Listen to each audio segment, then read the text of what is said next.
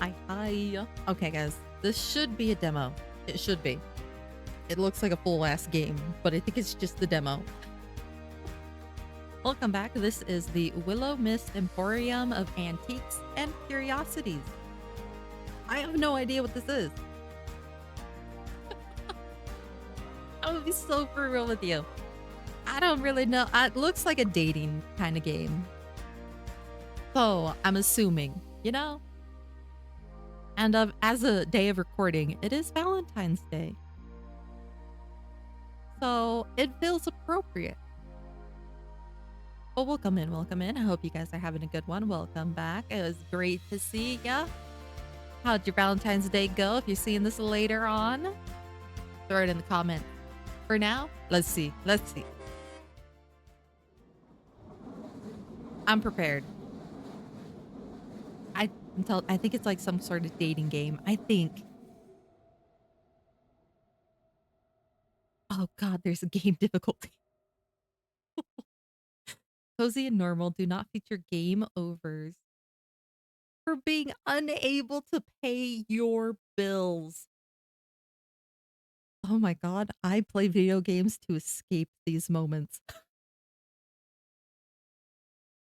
Oh no. Let's go. Wait, I can't pick norm. Okay, we're going cozy. To my dearest Sprout. Sprout hardly seems like a fitting nickname anymore, does it? By now, you must be towering over your mother. She always was a short little thing, damn. Don't tell her I called her that, okay? I fear it would make our relationship even worse than it is now, if that's even possible. I caress, my dear Sprout. It has been far too long since I last saw you. Still, I picture in my mind a toddler with a mess of orange hair who insisted on wearing their rain boots on the sunniest of days. Kids. That's when kids dress themselves, okay? It never makes sense. Who would remove their smock, at least they get paint on it, who would turn their nose up at chocolate but sneak carrots from the fridge when no one was looking. Not me. You always had your own way of doing things, my dear. That is precisely why I'm entrusting you with my greatest treasure, my antique store. It's giving me Harvest Moon vibes. Well, for the next 3 months anyways. Never mind, it's not giving Harvest Moon vibes anymore. After a lifetime of living in the city, a bit of country air ought to do you well. Willowmist is special to me, and I think soon enough it will be special to you. It has its quirks, which I'm sure you'll realize quickly. It has a way of growing on you. Perhaps it's the other way around, like a parasite or maybe a fungus. Either way, I suspect you'll fit in just fine. I am only sorry I cannot be there to greet you. Responsibilities pull me away from Willowmist, but you don't have to worry about that.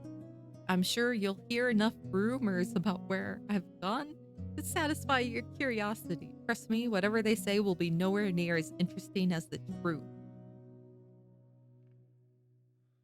Okay, is this like an ant? Feels like an ant. To find the store, take a left from the train station, then a right when you notice a breeze pick up. Then turn around and walk backwards for 7 steps. Close your eyes and turn around again. You'll find it soon enough. No, no. I am the type of person, you got to give me landmarks. The left from the train station was great. That was a great start. But the rest of this nonsense, I'm gonna be lost forever. I will never get to the place you need me to be. I have an employee there waiting for you. He's not the easiest to get along with, but I doubt anyone could resist your charm. You're much like your aunt in that respect. I am a god. I knew this was an ant. Take care of the store, Sprout. Take care of yourself. And for heaven's sake, don't try to sell the vase with a bird on it. It's cursed. With all my love and faith in you. Aunt Sylvie. I fucking called it. I clocked that shit. Nobody but an aunt talks to you like this. P.S. If you find Florian napping on the job, make sure to tuck him in. He doesn't get enough sleep, that boy.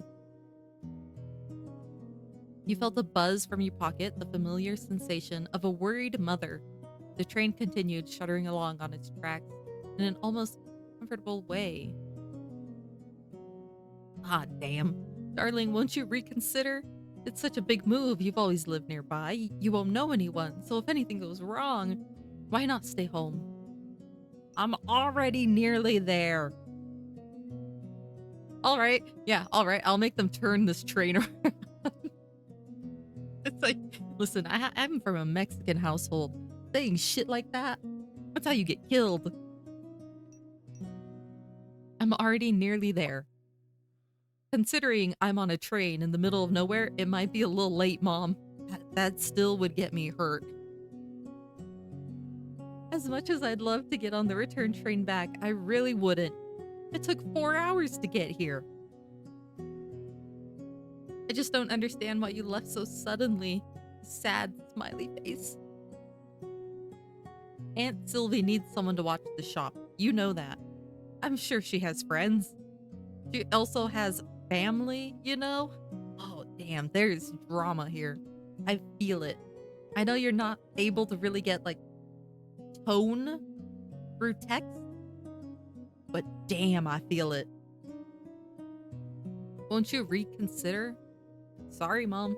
I love you, but I'm looking forward to a few months away from home. New people, fresh air, a real job. You've never even worked at a store before, let alone ran one. Oh, we're screwed. Aunt Sylvie says someone will be there to help out. It's an antique store in a tiny town in the middle of nowhere. I don't think it will be busy. Seriously. I swear you got your stubborn streak straight for my sister. Okay, baby. Just stay safe, okay? Don't walk about alone at night. Make sure to lock the doors. Call me if anything happens. Because she's 4 hours away, you guys. She's gonna help. Of course, Mom. Damn, there goes my plans. Oh my god. Of course, Mom. Oh my god, I clicked on the wrong one. Oh my god, okay. This is a great start. Damn it, there goes my plans for bumping into the new love of my life on a dark, mysterious street after leaving my door unlocked. Not funny. Not even a smile? No! Train's about to pull up. I'll text you later. Okay, love you. Love you too. I clicked on the wrong thing. Oh, it's all downhill from there, guys. Oh. Oh, there's like actual shit happening. Look at that. Oh.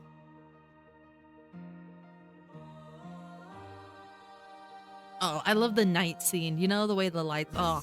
To the voices of the folks that came before. They tell me of the choices and the ties Is that I have us? in store. That must be us, right? Orange hair. Secret, every trinket has a tale. Every person has a story that is waiting to unveil. See, that's pretty. That's why I love the countryside. In me feels aware. Is that us? I can't tell anymore. Or is that her aunt or something? I can't shake off this feeling, this sweet mystery. Who is that? Like all the snowy mountaintops will Okay, sorry. be like for me. Every bone in my being is We're vibing. We're vibing. like all my broken puzzle pieces fall right in a place. Like all my broken puzzle pieces fall right into place. No.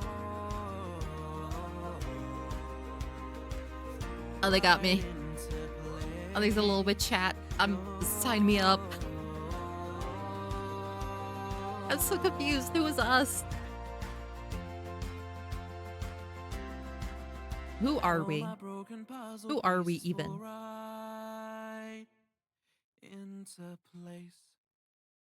Okay. Damn. Oh, we get to fucking pick. Oh, we get to fucking pick. Yes? We can leave it, right?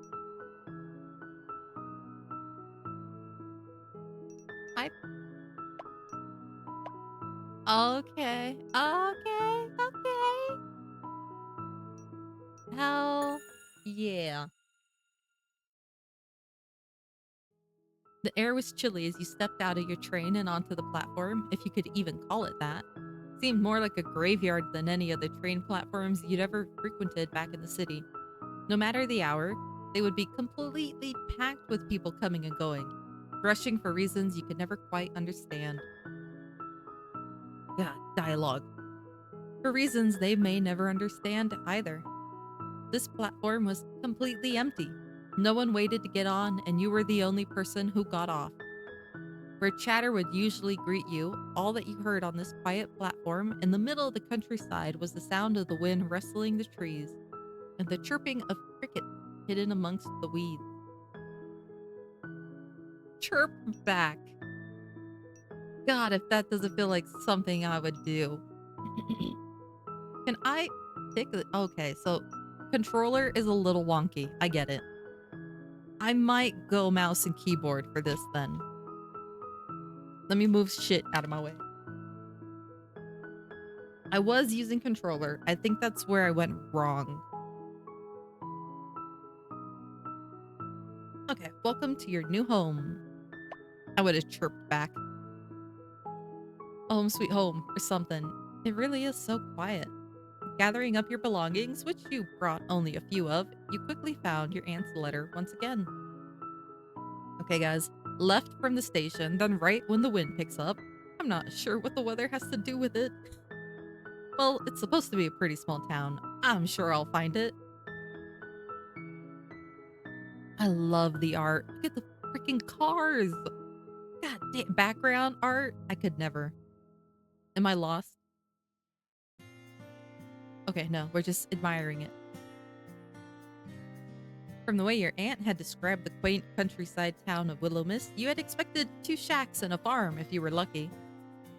Instead, upon taking a left when you exited the station, you found yourself in a town center that was significantly more vast than you had first imagined. You smiled as you pulled your suitcase up a small flight of stairs, eyes searching around the beautiful facade and rural landscape. Music drifted out from somewhere unseen. It seemed almost like the sound of change, of newfound freedom. A few people passed you as you continued onwards, though for the most part you had the street to yourself. Even that was strangely foreign to you. Where you grew up, there were always people around no matter the hour. You took a deep breath into your lungs. The air was cool and fresh. The scent of flowers drifted towards you as the wind picked up, changing course. So, right now? You glanced to the right and found a street that ran away from the town center.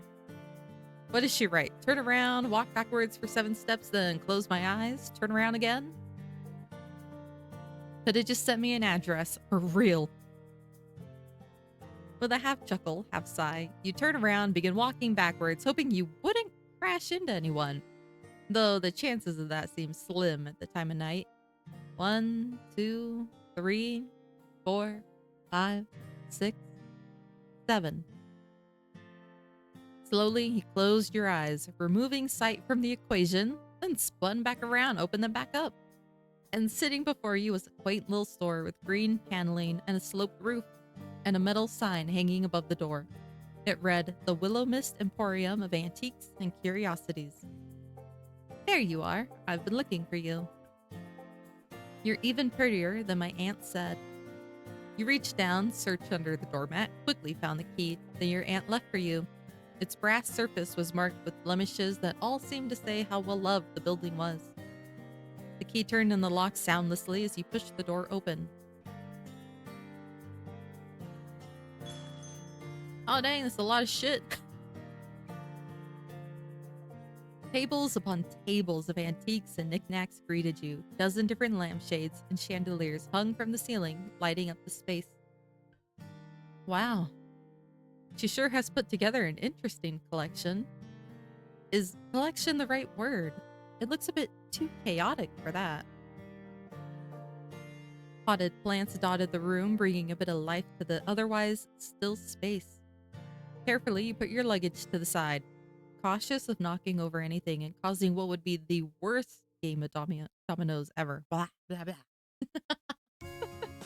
And then you walked through the aisles, if they could be called that, and inspected the store. You'd never visited Willowmist before, nor seen any photos of it. Somehow, you felt a strange sense of, oh god, we recognize this place. Is what like some form of deja vu?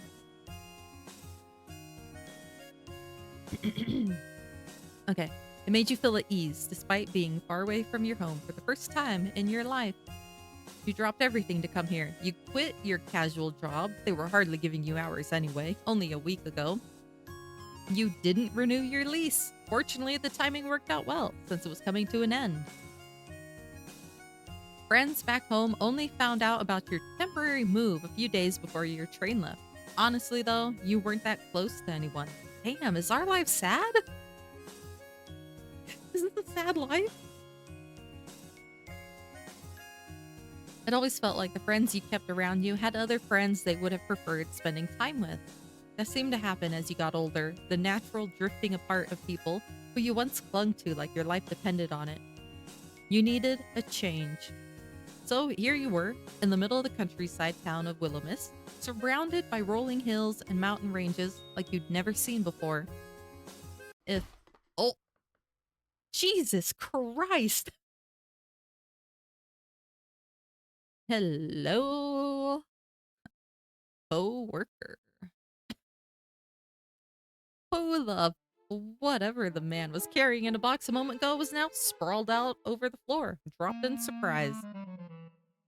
With mouth agape, he stared at you, still grasping for words. Listen, if you wanted to rob the store, you could have done it before I got here. Common courtesy and all that. If I was going to rob a store, it wouldn't be this dump. Hey, my aunt probably put a lot of work into this dump. Wait, forget about that. Why would I be the one robbing the store? I was here first. If anyone was going to be robbing it, it'd be you. I didn't see you when I came in. I was in the storeroom. Can you prove it? Why should I be the one to prove it? You're the one who just waltzed in here. I love this. The man sighed the most tired, exasperated sigh you'd ever heard, and the eye bags under his eyes seemed to give away who he was. All right. You're Florian, aren't you? Unfortunately. I love this man. I don't know him. I love him already. And you must be Sage. The last time I checked, yeah. Why are you here so late? It was the only train coming into town today. Did my aunt tell you I was coming? The same way she tells me anything. Vaguely. Damn. I didn't even know what you looked like. You nearly gave me a heart attack. Then we're even. God, you're exactly like your aunt. Great. I'll take that as a compliment. You shouldn't. This is great. I don't even care that is so dialogue heavy and there's like no voice acting for it, which would like make it god tier if it was just please give me voiceovers for this. What are you doing here so late, by the way? What, don't get along with the boss? No, I want to know why he's still awake. What are you doing here so late anyway? Does my aunt really make you work this much overtime? No. I was just neatening up before you arrived. You just said you didn't know when I was getting here. What can I say? I just have an amazing work ethic or something. You're suspicious as all hell, but I respect it. Still, you should get some sleep. You look tired. Did she at least tell you about the living accommodations? Nope. She doesn't really give details, as I've quickly becoming aware of. No shit. No shit, Sherlock. She really just left all this crap to me. I oughta quit, that teacher. But what would I do without you? We don't know each other and we're not friends. You'd be fine. Then how about we be friends? Damn, I'm moving fast. I'm good. Why do I feel like he has the most deadpan voice known to mankind? You can sleep upstairs, but it's a mess. Sylvie isn't known for her neatness. A mess is fine. I'm sure I'll fit right in. Am I calling myself a hot mess? Whatever. Get some sleep. Or don't. I'll be working for a bit longer. Do you need some help? From someone who looks like they don't know which side of a mop to hold? Nah. Son of a bitch. I'm in. I love this man. I love this man. It's the side with the sponge, right? Oh, I'm kidding. It's a joke. I know how to use a mop. You've probably been traveling all day. Just sleep. You almost sound like you care. I don't. I guess Sylvie didn't tell you anything about actually running the store either. Nope. She said you'd teach me. Like I'm some expert. I just wash the floors. Fine, I'll try to help tomorrow afternoon. Not in the morning? I don't do mornings. Gathering up your luggage, you stare up the staircase. Not gonna offer to carry my bags? I bet you no. Get some sleep. Don't stick around too much longer, alright? Get some sleep. Yeah, sure. Without another glance in your direction, Florian collected his drop box, then went back into the storage room. One step at a time, you dragged your suitcase up the stairs and into your new home for the next 3 months. This is gonna be fucking hilarious.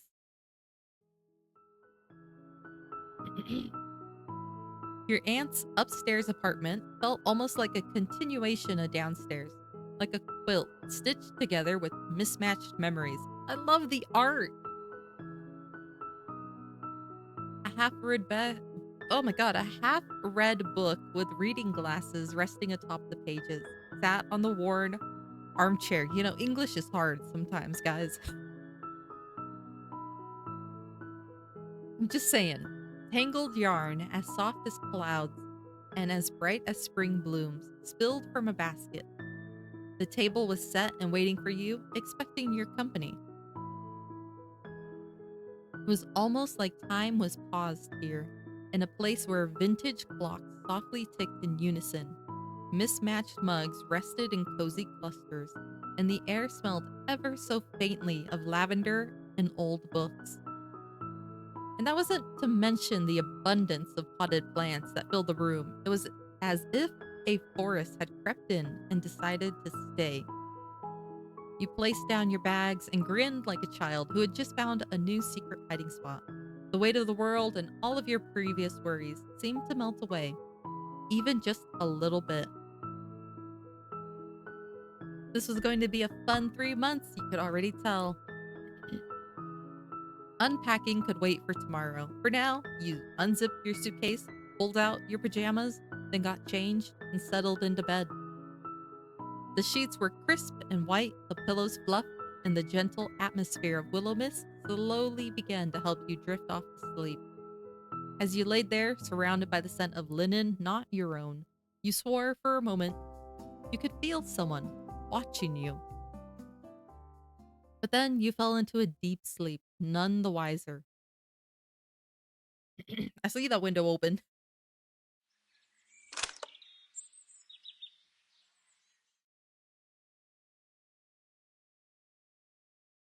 Oh my god, look at this place. When your eyes fluttered open the next morning, A small amount of panic settled in your stomach. This wasn't your apartment. Oh my god, I wear granny PJs. I wear granny PJs. Okay. Ooh. Right. Willowmist. Aunt's place. Not back home anymore. That'll probably take a bit of getting used to. You looked out the window where you could see sunlight cascading in from between the outstretched arms of trees. Still looked to be early, which was good. You wanted a chance to look around the store before Florian got back. Maybe you'd even be able to impress him. Seemed like a big maybe. You weren't sure, but he seemed like the difficult to impress type of guy. Well, you did like a challenge. For him? Hell yeah. You quickly dressed, then raided the kitchen for breakfast, which you found half-stocked with food. Your aunt left some fresh vegetables and fruits and a few microwavable meals. They'd have to do for now.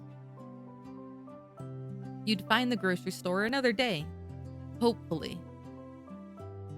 With a pear half-eaten in your hand, you made your way back downstairs.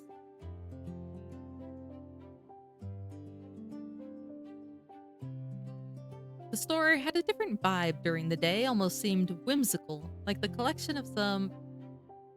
Oh wow, sorry, my eyes drifted. I was looking at these stuff in the... Okay. Like the collection of some peculiar witch who decided a horde of lampshades was better than herbs. I don't see that many lampshades, I'm gonna be honest. I got one lamp here.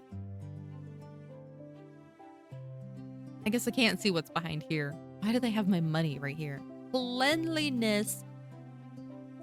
There's a cleanliness bar.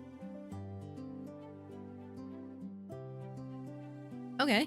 You once again walked between the tables, noting that despite the clutter, everything was dust-free. Florian wasn't lying about cleaning, and at the very least. How about that? Look at this. Walking up to the counter, you notice a distinct lack of technology. There was no computer or electronic cash register there, only an old till that seemed to be an antique itself. How the fuck does she have this armor? What in the hell? All of the accounts looked to be handwritten in a journal that sat upright in a bookstand next to it. Either your aunt had a fantastic accountant or was committing tax fraud. Oh, not the fraud. Maybe both. Still, the lack of anything electronic didn't surprise you. Since you were a child, she always wrote you letters rather than email or text. She was a little old school. That didn't bother you. If anything, receiving a handwritten letter was exciting to you. You didn't know anyone else growing up who got letters. Except for people getting bills. No one liked those letters. You understood that greatly now. Standing behind the counter and looking out towards the shop, you felt an overwhelming sense of purpose. This was your aunt's treasure. She was leaving it to you. Well, for a few months. That was besides the point. Alongside that sense of purpose was a small yet persistent reminder of just how insane this was. Dropping everything to move to a town you'd never even visited because of an aunt you hadn't seen since childhood. Exciting! The most exciting choice of your life. You needed something like this, a chance to get to know who you really were. It was a knock at the door that pulled you out of your introspection. A very neat, crisp knock. If a knock could be neat and crisp. You could see a tall shadow on the other side of the door, but no details apart from that. Florian? You opened the door wide, curiously peering at the stranger on the other side, who looked you up and down, looked at his watch, shook his head, walked past you into the store. Well, I hope you're not about to tell me you're Florian. That will make last night very strange for me. Florian, no, I am not Mr. Westbrook. I apologize if that disappoints. I mean... I'm sorry. Why do they make everyone hot? Oh my god, I'm 30 minutes into this and I haven't done any gameplay. The mystery man put down his briefcase on the counter, then began pulling out paperwork and pens from within it. Not sure I've ever met a man that's actually used a briefcase before. Kinda dig it. I suppose I'll just have to wonder endlessly who exactly you are then. I do appreciate a mystery as much as the next person, but right, it would be unlike Miss Marigold to leave you with any kind of instructions. Yeah, I see we all know my aunt very well. Quickly pulled a business card out of his pocket. Emmett Finch, independent accountant at Finch Advisory. Oh, you know someone's important when their name is part of the business. Maybe we ought to rebrand the store to the Sage Emporium. Sad. Sad. Don't ever say that again. Emmett, and you must be Sage. I'll admit, I have heard very little of you, so we're starting out on equal footing. In short, I am your aunt's financial partner, her accountant, and now, by extension, yours for the time being. We have a lot to discuss regarding accounts, cash flow, and taxes. Such exciting topics for a Tuesday morning. You watched as he pushed up his glasses, then nodded. I love that little bit of pink happening up here. Okay, ooh, breathe. Anytime is the perfect time to talk numbers. I appreciate working with someone like-minded in that regard. I think I was kidding. What was it? Sarcasm, my man. Sarcasm is real. Okay, what experience do you have running a business? Oh, I'm about to disappoint. I had a lemonade stand once. You know, back when I was 8 years old, I too ran a Honestly, none. If I'm going to be honest with you, absolutely none. Absolutely none? None. Zilch. Zero. Yes, I do know what none means. Understood. Seems my role will be a little more hands-on than in previous months. I will bill Miss Marigold for the extra time we need to get you up to speed. That sounds expensive. All the good things in life are. Preach. Quietly, you watch him shuffle through his paperwork before pulling out one specific sheet of paper. I'll be frank with you, Miss Marigold's accounts are dire. Despite my protests, she makes little effort to remedy that fact. Sometimes I wonder whether she truly desires to own a business or not. Perhaps with you around, we'll see some change. Oh, I sincerely doubt it. Oh, perhaps we won't. Time will tell. Wow, thanks for the overwhelming support. With you on my side, I know I'm gonna knock it out of the park. I am supporting you. If I wasn't, I wouldn't be here. I am just not in the habit of giving false promises. Sarcasm. This one lacks the sarcasm meter. At the very least, we will aim for Miss Marigold to not return to bankruptcy. Sounds like a plan. I stopped by to have you sign a few forms, though only temporary. I like to keep my affairs in order. Sign here, please. One by one, you signed each and every form Emmett handed to you, and boy, there were a lot of forms. Great, my hand's starting to ache. Stay strong, Sage. You can do this. I wonder what this guy's deal is anyway. He must be a local, right? Maybe this would be a good chance to try to make a friend. No, please. I've discovered my weakness with this game. They want me to socialize. Dear God, there's so much talking. Well, while you're here, can I ask a few questions? Wow. Blah, blah, blah, blah, blah, blah. Be my guest. I have a little extra time before my next appointment. Oh my God, they're making me talk so much. I'm like yawning all of a sudden. Let's go with this. Are you local? Do you live in Willowmist? Yes, my practice is located close to here. You'll find my address on the business card I gave you. Have you always lived here, or have I happened upon another wayward wanderer like myself? I formed my practice here, yes. I mean you, personally, not your practice. I don't see that it makes any difference.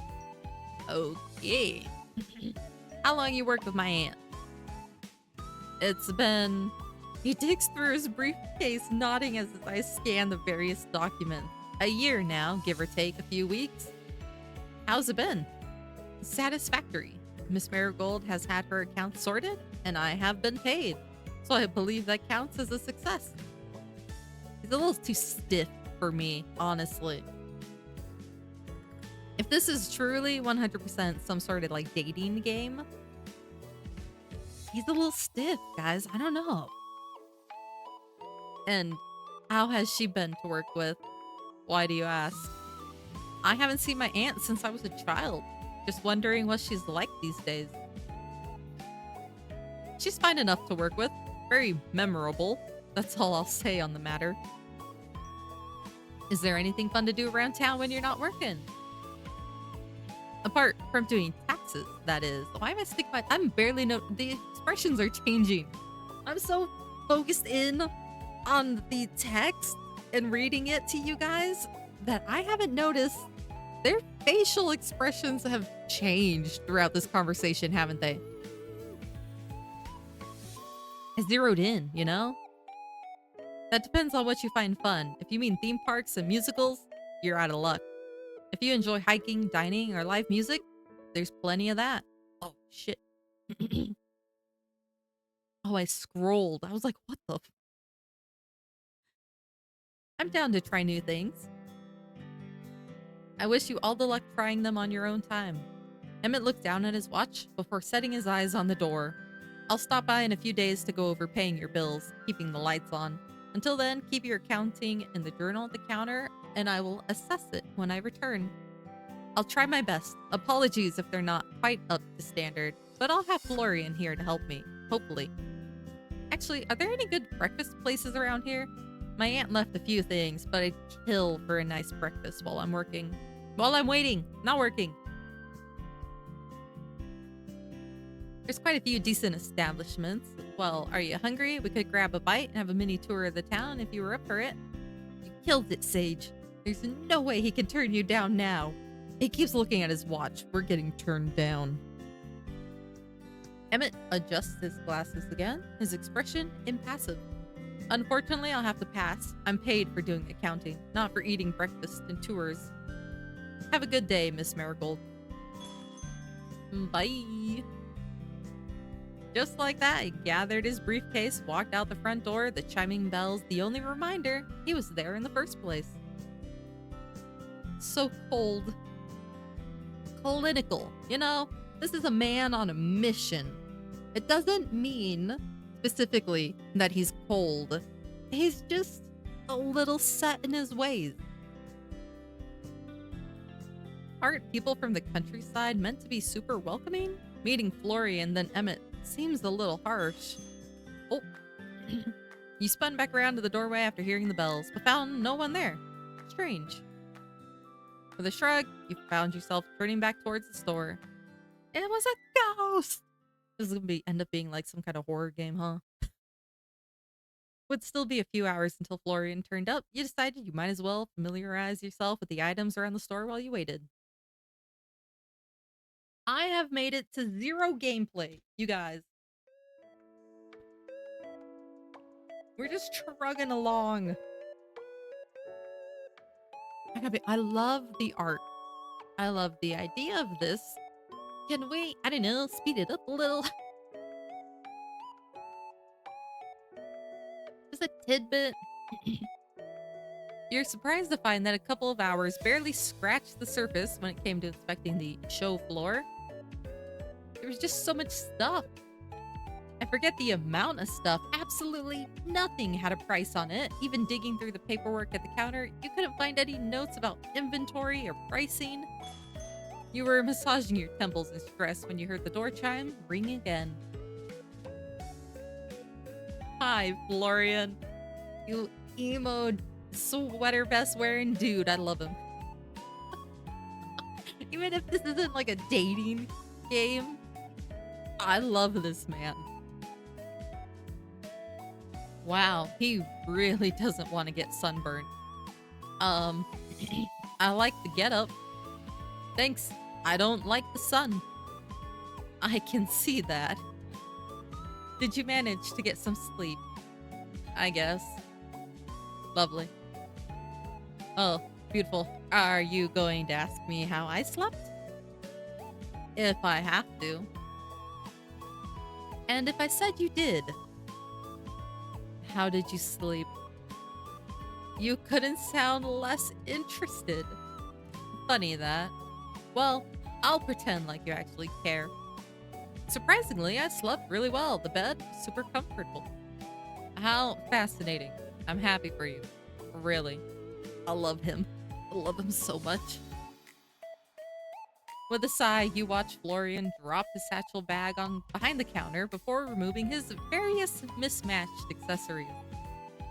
I don't suppose you worked out how to run the place while I was gone. Do you really think my aunt would make it so easy? She never does.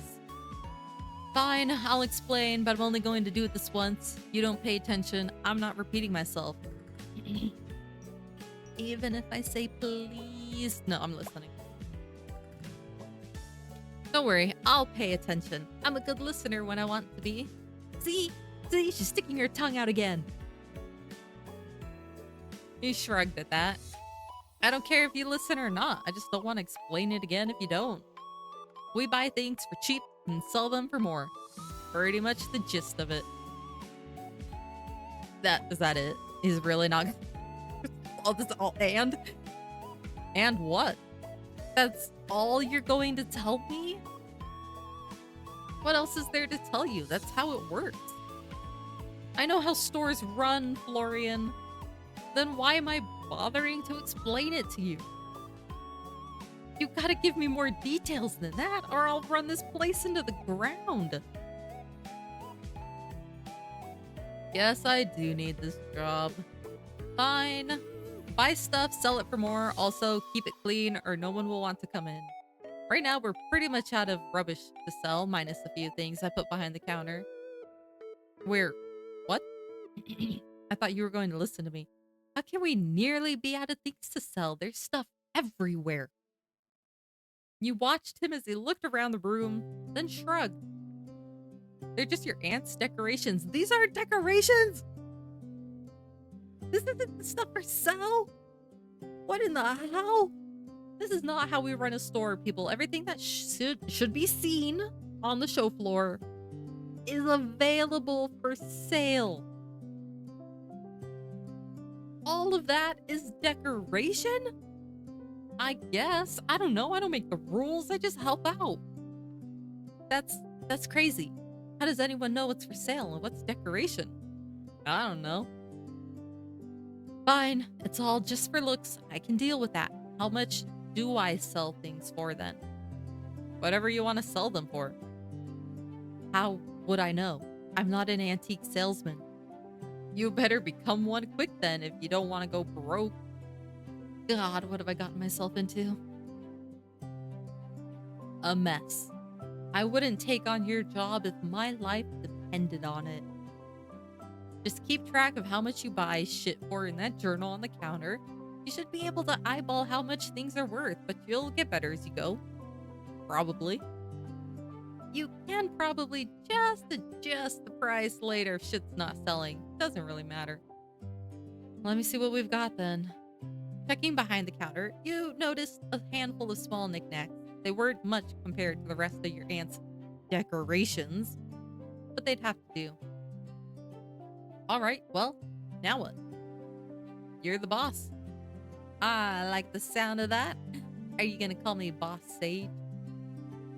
If I really have to talk to you, I'll probably just call you Sage. Look, he's like rolling his eyes. Oh my god. Wow. If you have to talk to me. He just shrugged. Fine, it'll probably be for the best anyway. You wouldn't want all this power to go to my head. He shrugged again, found a broom, began to sweep up the already clean floor. There were already a few people hanging around outside like they're waiting to talk to you or something. You're not a celebrity, are you? That's the last thing I could be bothered with. I love him. I love him. I love him. Not the last time I checked. The last time I checked, my twatter. Oh, no, not like this. Twitter X twatter account had 35 followers. Most of them were bots. Probably not a celebrity then. Probably not, no. You walk towards the door, flip the sign to open. Outside, the afternoon sunlight filtered down like liquid gold, hitting the cobblestone just right. The trees swayed gently in the light breeze, and the cool air carried a faint scent of pine and distant baking from a kitchen unseen. You breathed in deeply of that air for a moment. It felt like an old friend stopping by to visit. Warm, comfortable. Hey, Florian. Florian. Huh. Oh, right. I forgot you were there. I love him. I love him. Wishful thinking, I guess. I'm going to speak to you so much you won't be able to forget me next time. Great. Have you ever felt like you were being watched around the store, by the way? Watched? You're watching me right now. Does that count? No, I mean, well, it does, but not in this case. I mean, watched when no one else is around. Not really. Not any more than is normal, I guess. What is... Okay. Whoa. Pause. Give me a pause here, peeps. What? I have to ask. Normal? Not any more than is normal. What is the normal amount of feeling like you're being watched? What is that? What is that? What? I don't know what that is.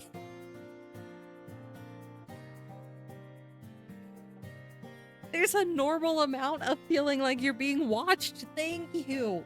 Dear God. In this town? Yeah, probably. Huh. I was wondering something, by the way. Did you grow up here? Yeah. Never chose to leave town? Nah. Nothing out there worth seeing. Have you ever felt like being stuck in one place is like being in a cage? He paused at that, actually thinking. I guess the cage is pretty comfortable. I think that's why I came here, really. I wanted to help my aunt, of course, but the winds of change pulled me here. Pulls a lot of people here, I think. Really? Yeah, a lot of people who don't fit in anywhere else. Maybe that's why I'm here then. I doubt it. I love this man. I love him. I love him. I love him. You look like you'd fit in just fine. Oh shit. He's saying something nice. You're muttering. Don't worry about it. You got family? Other than your aunt, I mean. My mom, but her and my aunt are a little estranged. They haven't spoken in years. No clue why. Huh? Look at these. Look at these fucking fangs. Is this man a fucking vampire? Oh my god. Is this gonna be like some fantasy thing? Is he actually a vampire? Usually people can't resist her. Oh, she's popular like that. But no, I didn't mean... Do you have a crush on my aunt, Florian? No! It's not like that, really. I meant that she has a pull to her. That's not helping. That's not helping. He's digging a hole. She's annoying and noisy and probing, but she has a way with people. You can't help but get along with her. You seem a lot like her. That sounds like a pretty big compliment coming from you. What about you, anyway? Your family live nearby? Maybe. They maybe live nearby. I don't see them anymore. Oh. I'm sorry for prying, then. I pried first. Your eyes found the doorway where a young girl of perhaps 14 or 15 stood. Eyes on you, curiously. They stood there, menacingly. You're not Granny Sylvie. Hi. Granny? She's not that old, is she? I don't know. She looks pretty old to me. Damn. Teenagers, y'all. I'm Sage. Granny Sylvie is my aunt. I'm just helping to run the place for a while. The girl studied you, crossing the room with a strange sleekness to her movements. Standing before you like that, she leaned in close. Hi, I'm Vienna. Sometimes people call me Vivi. You look very interesting, you know. I like the way your nose... Noise? Am I losing it? I'm losing it. I'm going insane. I like the way your nose joins your face, and your eyebrows are cool. Well, thanks. I like your eyes. Do you have heterochromia, or are they contact? They've always been this way, ever since they were... Okay. Hey, you sell things, right? Pretty things, cool things. It's my mom's birthday tomorrow. She likes pretty and cool things, and she's pretty and cool. Can I buy something for her here? Why don't you have a look around and see if anything catches your eye? You have eye catchers here? I'll be careful then. Dear God. Sometimes I have to remember that I'm a parent in these moments, and that hurt me. I have to prepare myself for when my children are this age. Just like that, she left you standing there, slightly bewildered, while Florian had made his way away from the commotion. When his eyes meet yours, he gives you a thumbs up and mouthed, "Nice nose." Your hand went up to your nose. Really, it was a nice nose. You walked behind the counter, settled on the stool there while Vienna looked around the store. She examined things very curiously. Her fingers often just hovered over the surface of objects without touching them, as if she were somehow feeling their energy. I need a drink. I'm drowning in dialogue.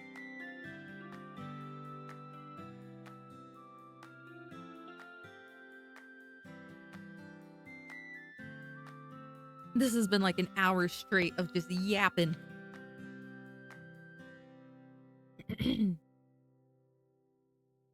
Okay. When she did pick something up, she would turn it around and around in her hands, tilting her head this way and that to see every single angle. Her mismatched eyes narrowed like she was looking at a difficult puzzle when she was really examining a teapot. She held it up to the sunlight, despite the fact it was opaque, like it would reveal something hidden that no one else had ever noticed. Then she put it back down. Not exactly where it had been, but close enough that you didn't feel the need to correct her. The strangeness of it all brought a smile to your face somehow. After a morning with Emmett and Florian, she was something fresh. Found anything? I can give you some suggestions too. If you tell me a little about your mom. She's really good at finding things. Not just keys or socks, but things you didn't know you lost, like hope or patience. Yeah, she's good at finding those. Oh, she laughs at colors too. Bright colors. Happy ones. And her hands are always warm. That's interesting. I think maybe this? Oh my god. Wait, do I have to like do the math? I haven't done any gameplay. It's all been reading. Cool. I think she'll like this. She likes shells. They're so quiet. I bet it knows how to listen too. What? Thanks for your help. You're cool. I barely did anything, but you're welcome. Hey, if you ever need anything else, we'll be here. Thanks. I think I'll come back again. Maybe on another day when the sun is shining. Or maybe not. Great. Get home safely, alright? And I hope your mom likes the gift. Vienna waves towards you, headed out the door with her purchase in her arms. Congrats on your first sale and all that. I hope they're all that exciting. Do you know her? Do I look like I know every single person in town? No. You look like the kind of person who avoids everyone in town. He's a fucking vampire. I know it. I know it. He has to be. He has to be a vampire. Honestly, no. You look like someone who would go out of their way not to know everyone in town. Fucking called it. I mean, does she stop by the store often? Not that I've noticed. Maybe once or twice. I don't know. I'm usually in the storeroom. I can tell. You look like you need to get some more sunlight, mister. No thanks. I burn easily. Vampire. Vampire. Vampire. Somebody call the Winchesters. There's a hot vampire in my store. They sell things for that, you know? Sunscreen, aloe vera. Why do you care? My aunt said to look after you. And if I said I've fallen hopelessly in love with you. No, this one. Okay. I'm not gonna make that kind of joke yet. We haven't known each other long enough. My aunt told me to look after you. She what? She said you don't get enough sleep, too. She should mind her own business. You too. Yeah, I will. The bell chiming for the second time that afternoon drew you both away from your conversation, and Florian used it as a chance to retreat back into the supposed storeroom. Holy, beautiful Sylvie, apple of my eye, belle of my heart, would you do me the greatest honor of... Ah. Oh my god. The man before you wore his long, wild hair back in a loose ponytail, and his shirt perhaps one button too far undone, depending on who you ask. He was down on one knee, as if about to serenade you with the world's most beautiful poetry. Or ask you to marry him. You are not Sylvie, I see, though I can sense her genes a mile away. You must be Sage. You watched him spring to his feet. He was certainly far more sprightly than he looked, and walked forward, put a hand on your shoulder. I have heard so much about you, and even that is not enough. He reached out to shake your hand smoothly, his energy contagious. I'm sorry, I'd love to return the favor, but you are... Ah, so the lovely owner of the store hasn't yet had the chance to mention me. That sounds just like our Sylvie. Quinn Bakerland, at your service. Occasional poet, but full-time chef. Please feed me. And you and my aunt are... No, you misunderstand, She is the most beautiful woman to ever grace this town. Yes, of course. Does my heart become a flutter when she walks into the room? Certainly, without a doubt. Do I near fall to my knees each time she speaks my name? That should be obvious. Where was I? Your relationship to my aunt. Right. Yes, we are dear friends. Right. Friends. Right.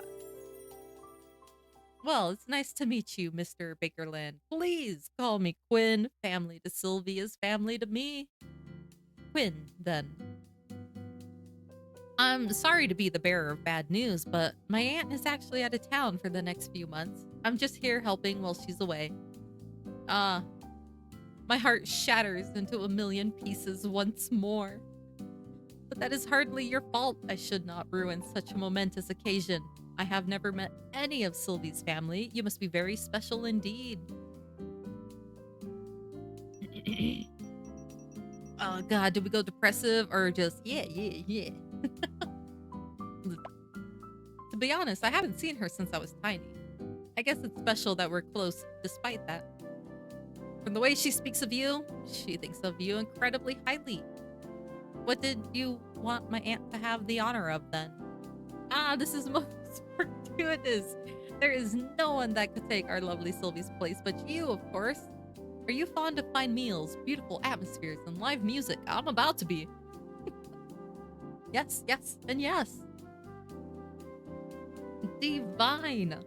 I have a restaurant just off the main street. I have just created a new dish. I call it my crimson risotto.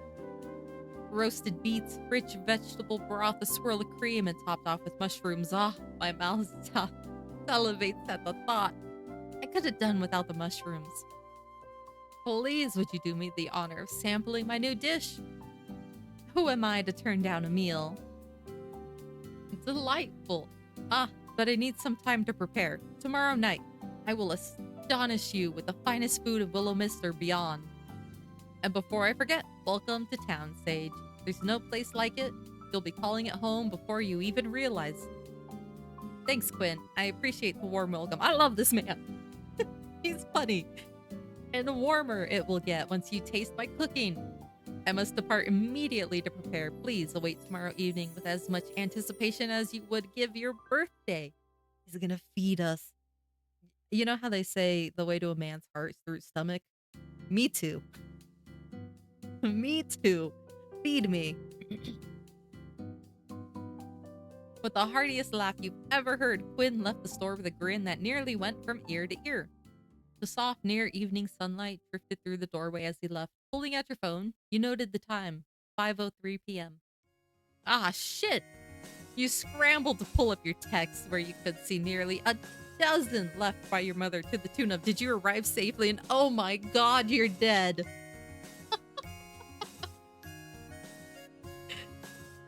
Oh, I love it. Sorry, Mom. I'm here. I'm alive. I just caught up in everything. I'm totally fine.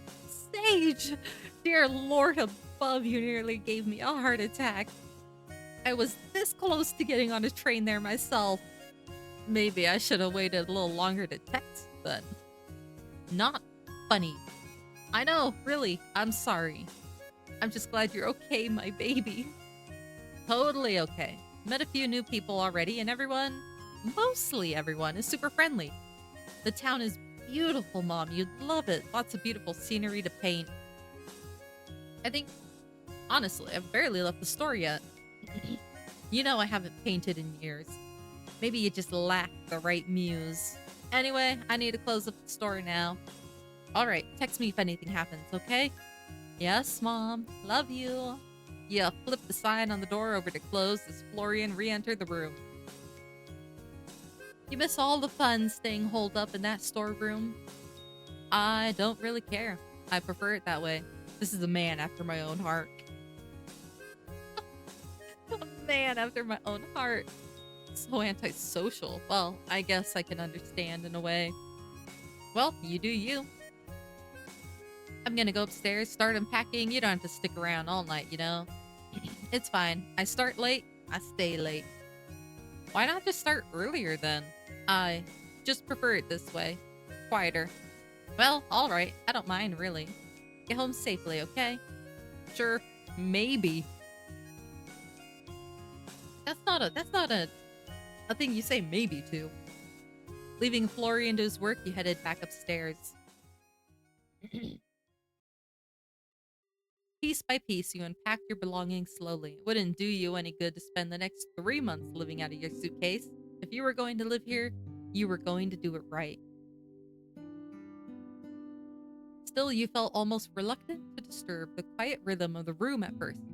Your aunt had turned this space into a home, and gradually you were adding to it, making it become something more, hopefully something even better. Each item you pulled from your suitcase, a soft sweater for the winter here, a stack of well-worn books there, found its place amongst your aunt's belongings, like thread woven into someone else's fabric. A framed photograph of your aunt. Oh my lord. I'm sorry, you guys. I've had a sore throat today, and I didn't realize this was going to be so dialogue heavy. I am losing the ability to speak. Oh my god. Okay, a framed photograph of your aunt, much younger and standing in front of the store, sat nestled beside a ceramic teacup, its handle chipped but cherished. You place your own picture frame carefully next to it, unsure if it would fit. Somehow, felt right, like a new memory slipping into an old album. You pulled out more of your treasures, a glass vial of sea glass you'd collected with your mom, a well-worn notebook that smelled faintly of ink, and your laptop, which you placed on the desk. I almost said your desk.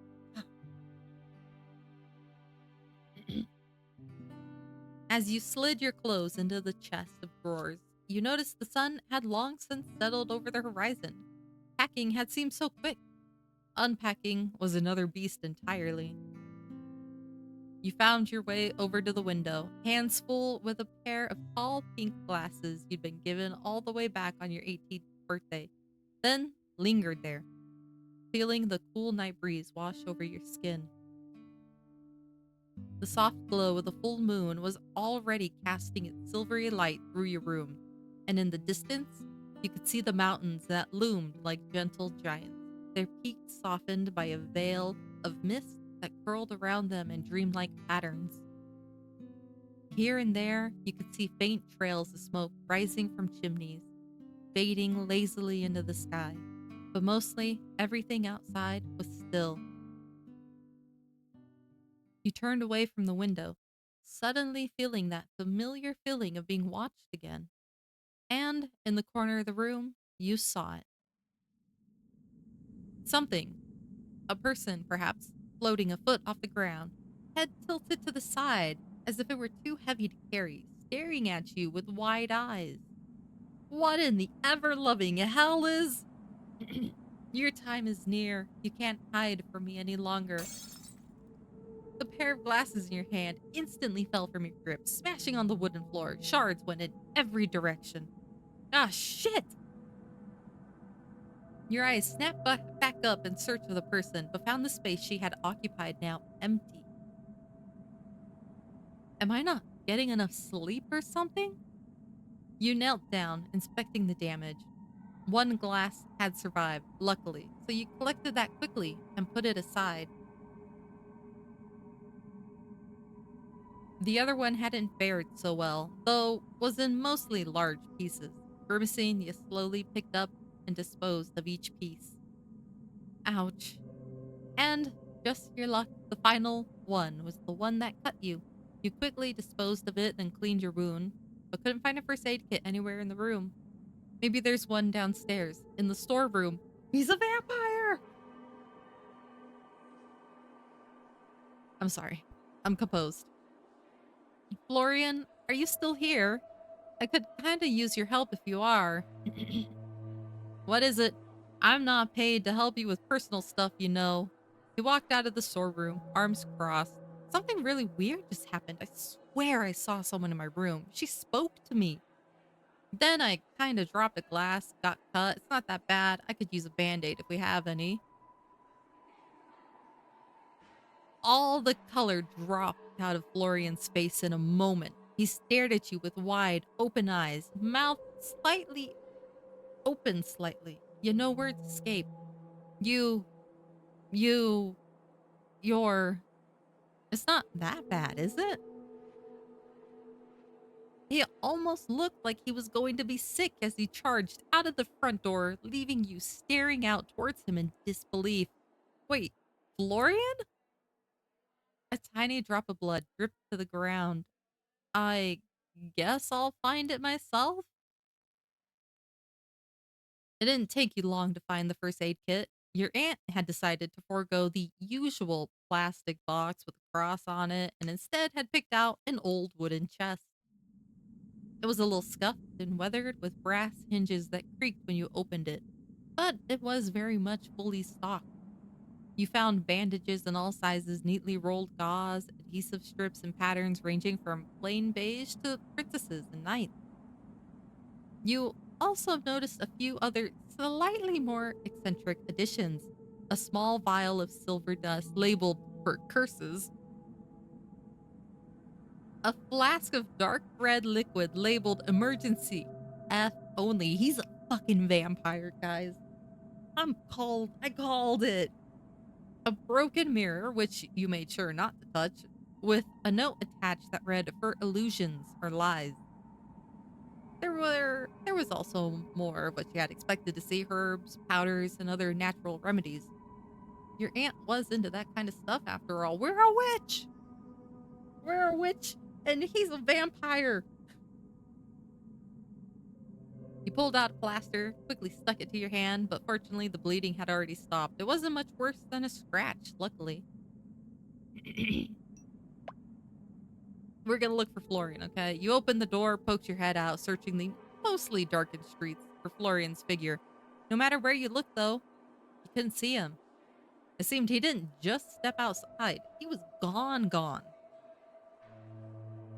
I didn't mean to upset him. I'll have to apologize tomorrow. Giving up for the night, you headed back upstairs into your room, then settled into bed. I would not be able to sleep. Just like that, she fell asleep. You fell asleep surrounded once again by the unfamiliar scent of the store. I would not have been able to.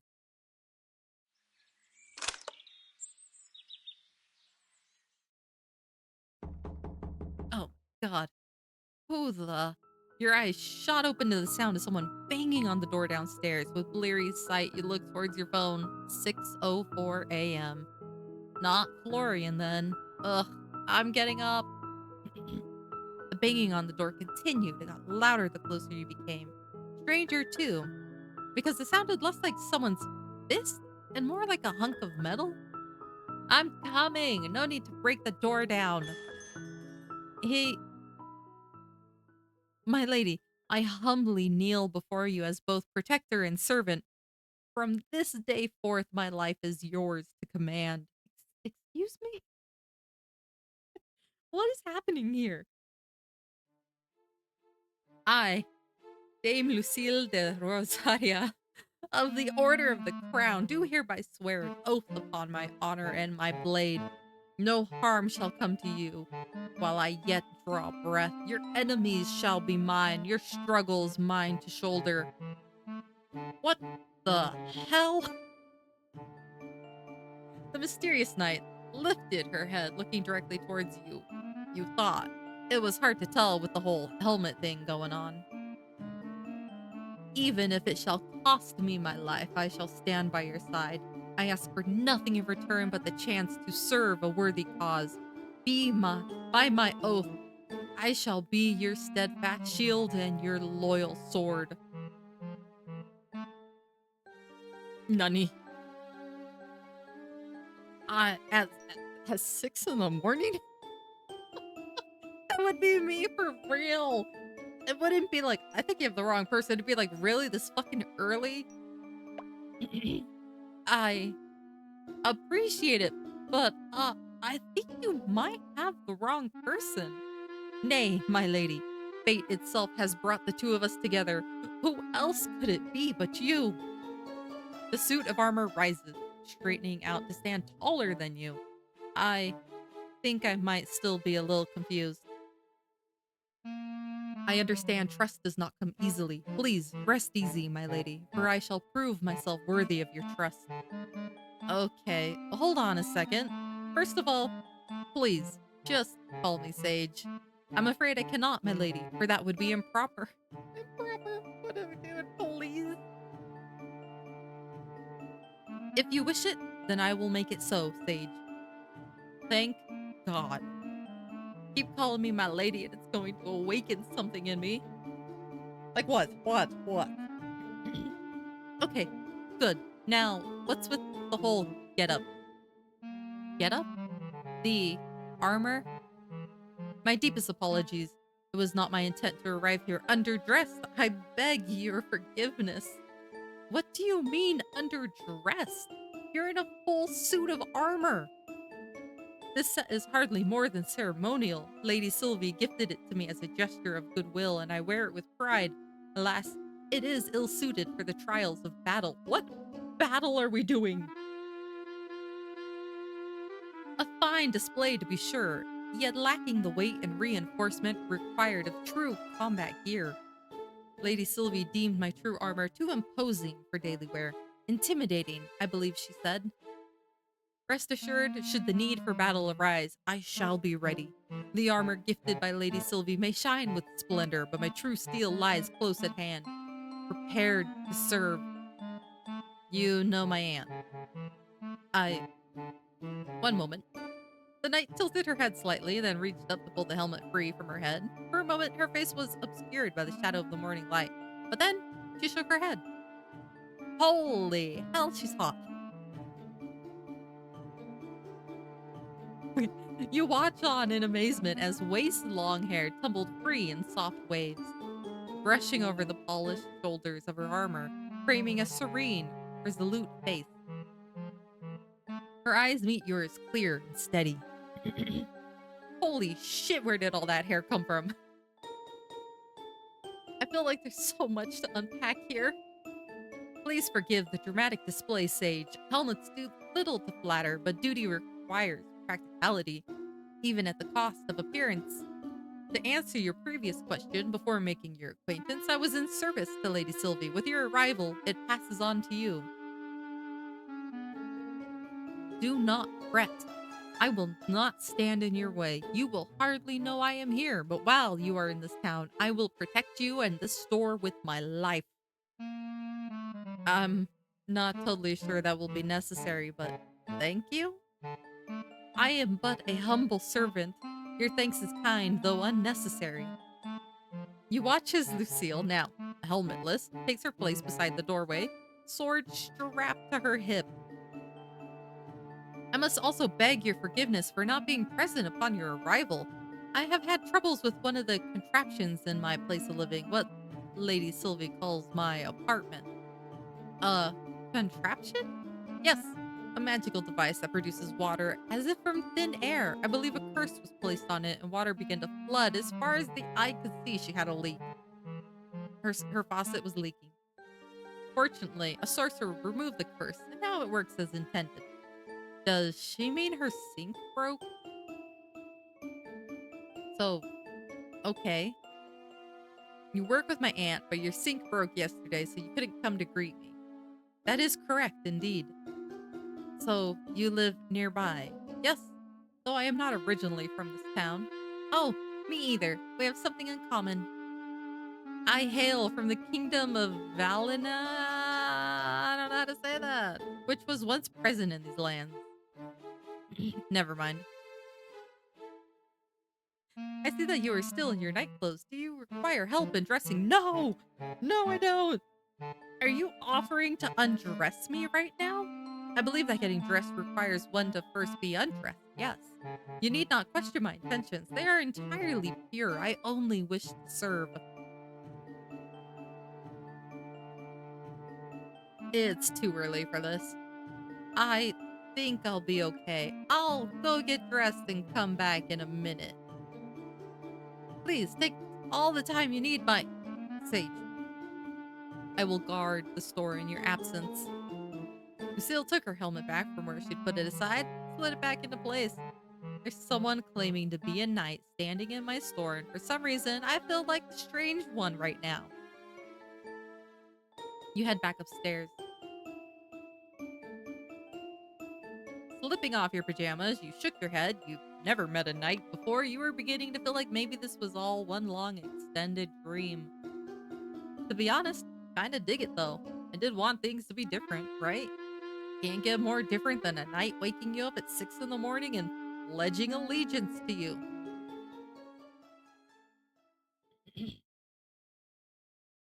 Lucille stood by the door, posture perfect. She almost looked like one of the antiques on display. Housekeeping order going. Well, Sage, no one intruded on your establishment while you were absent. I remain vigilant. Thanks, Lucille. Keep up the good work. I guess I'll just get to it. Let's see what to do today. Oh no. Oh no, there's a whole... It's like a fucking paragraph. How pricing works. Each item in your inventory has a hidden value range. Your job is to pick a price within that range. First pricing might feel like guesswork. You'll get better as you go. No, I freaking won't. Smart skill. Your smart skill helps you estimate prices more accurately. When your smarts is low, you'll only have a rough idea what something is worth. As smarts increase, your valuation gets sharper, making it easier to spot a good deal and avoid overpricing. Item quality. Items come in different quality levels: poor, normal, good, or perfect. Higher quality items fetch higher prices. Daily routine. Set adjust prices before each shift. See how customers respond to your prices. Learn from the results. Adjust prices for next time. Oh god, I know I said I wanted gameplay, but damn. Oh my god, I have bills. Oh no, I have bills. Drag and drop items to your schedule. Okay, so we're gonna clean the store. And then we will man the counter. You're leaning over the staircase's handrail when two things happen. First, a collection of dust and grime that hadn't been touched in at least 10 years fell out of the crevices between the wood, landed on your head. Secondly, the bell at the door chimed announcing the arrival of someone into the shop. Miss Marigold, 1 second. You hopped down from the staircase, ran over, quickly running a hand through your hair. Emmett standing there staring at you. Hi, Emmett. Fancy seeing you here. You've got...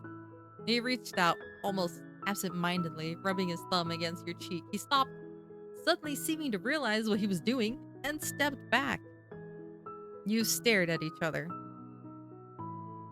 There was dust. Ah, sorry, I can't help but get a little dirty sometimes, when cleaning. Cleared his throat, nodded, resuming his usual expression. So, what can I help my favorite accountant with?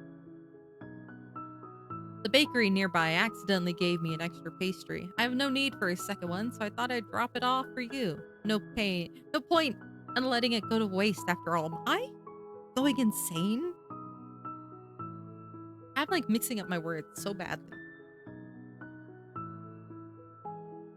Reached into his bag, pulled out a small box, which he left on the counter. Oh, for me? How nice of you. And here I thought you didn't care about me at all. Don't worry. I'll invoice Miss Marigold herself for this business lunch. That was all. Good day. Oh god, he's charging us for an extra pastry. Oh my goodness. At that, he left the shop. Wait, Emmett. And he's gone. Strictly business, huh? With a smile, you ate the pastry and used the extra energy to clean a little bit more. Oh shit, I forgot about that bar. I forgot about that. There's been so much dialogue, I haven't been paying attention. Okay. The door chime rang as someone, clad in protective gear once again, entered the store. You looked down at your watch. 11:58 a.m. Perfect time for a break. Morning.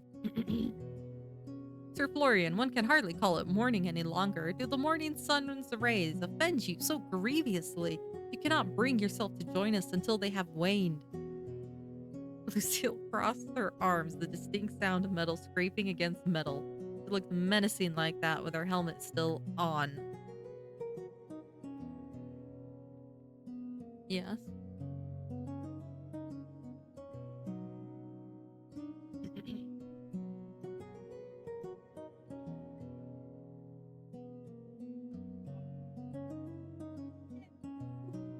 Welcome to the world of arting. I'm recording right now, child. It's not a blobby man. Listen, the art process is a process. You have to trust it.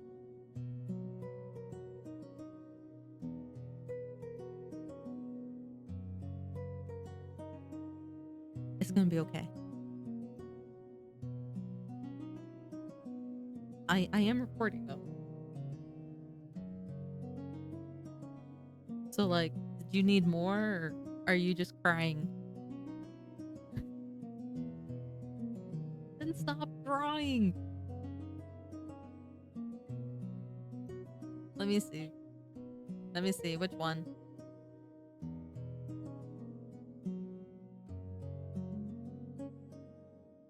Show me the other hand. Lip. You're gonna be okay. It's, yeah, well, yeah. Oh my gosh. If you feel the need to, why don't you ice it a little bit, see if it helps.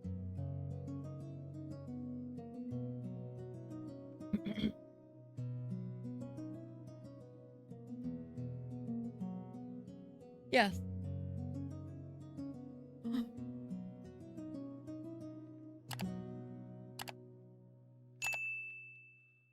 Sorry, guys. I have 2 kids. Never fails that one of them will walk through the room at some point. Where was I? I think I read through this. I'm gonna go on the hopes I read through that. Florian just shrugged. It didn't seem he found her menacing at all. Yeah, nice to see you too. I don't know why you're acting all surprised. I've always started in the afternoon. Look at them both, covered from head to toe. That is a hell of a look. A knight rises with the dawn, ready to meet the day's challenges head on. Yet you appear content to let half the battle pass you by. I'll leave the night shit for the night, if that's alright. Lucille placed her hands on her hips, tilting her helmet-covered head slightly as if considering him. Do you not feel some obligation to lend your strength to the morning's labors? The store requires diligence at all hours, not merely those convenient to you. Lucky you're here then. I don't do mornings. If Sylvie doesn't care, I don't know why you do. Very well, if your current arrangement serves the store well, I shall not press further. But do consider that your efforts, no matter the hour, reflect your honor and dedication to this establishment. I don't think mopping floors is all that honorable, but sure, whatever. Honor comes with every job, Sir Florian, whether one wields a blade or arranges wares. It is the spirit in which the task is performed that matters most. Do carry on then, but know that the dawn is a most inspiring sight, should you ever choose to witness it. Yeah, I know. Maybe one day. Good. I trust we shall work together most admirably today. When Lucille went back to standing by the door, you used the opportunity to catch Florian by the wrist and pull him aside. Florian. He pulled his wrist away from you, eyes on the ground. Ah, right, I forgot about last night. We'll cross that bridge when I've dealt with the elephant in the room. I'm guessing you've met Lucille before. Hard not to, seeing as she's always here. Maybe you can explain to me why there's someone in a full suit of armor in our store then, please? Trust me, that's not her full suit of armor. You should have seen her when she first turned up.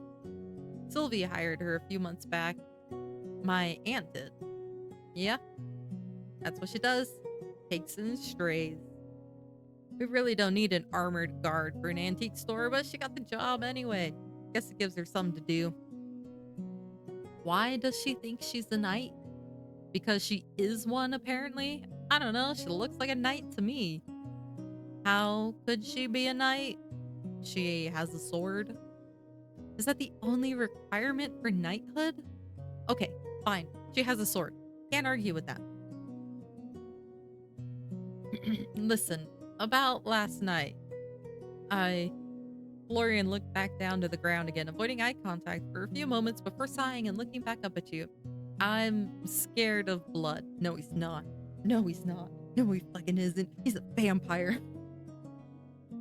I know it. I know it. You can't lie to me. Huh? That's all it was. I was surprised. Sorry. You should have said something. I wasn't trying to scare you. No, forget that. I apologize. I should have dealt with it myself. Come here. Florian grabbed you by the wrist. It was a light touch. He was careful not to hurt you as he pulled you towards the counter. Then he left you for a moment, before returning with the same first aid kit you used yesterday. Have you procured an injury, Sir Florian? Shall I fetch a physician? No, I've got it handled. I'm fine, Florian. It's a tiny cut. I already fixed it up. You're supposed to change it twice a day. I am? So it heals properly? You are? Really? No one ever told me that shit. No one has ever said that to me. Huh? I didn't know that. I guess I'll just sit down. Oh my god, I don't even care if he's a vampire. I love him. Sign me up. Oh lord. He dug through the wooden box, pulling out some antiseptic and a new bandage. You really don't need to. I should be able to do this much. I have to. Sylvie said I should do shit like this. At that, you shut your mouth. Florian looked so serious in that moment. Like this was about more than just a band-aid. He sat you down on the edge of the counter, then peeled away your old bandage after putting on a pair of disposable gloves. Florian grimaced, almost putting up his nose at the sight of your cut, which really wasn't too bad at all. Luckily, it also didn't hurt. He sat there quietly as he performed his tasks like a ritual, putting the antiseptic on your cut, which stung like a bitch, then covering it again with an adhesive bandage. Thanks, Florian. Oh my god, I love him. It's not a big deal. Then why does it feel like one? I really did see someone in my room last night. Whoever she was, she disappeared when I broke my glass. Well, I don't know. Maybe the place is haunted. You think? Or maybe you just imagined it. Anyway, I gotta get to work. Right, yeah, work. Thanks again, Florian. We're being hunted. Either one seems right at this point. You're sitting behind the counter when the door opens and a short figure steps in, framed by the sun. Hi, I'm glad your store is still here. It would have been concerning if it wasn't. Yes, exactly.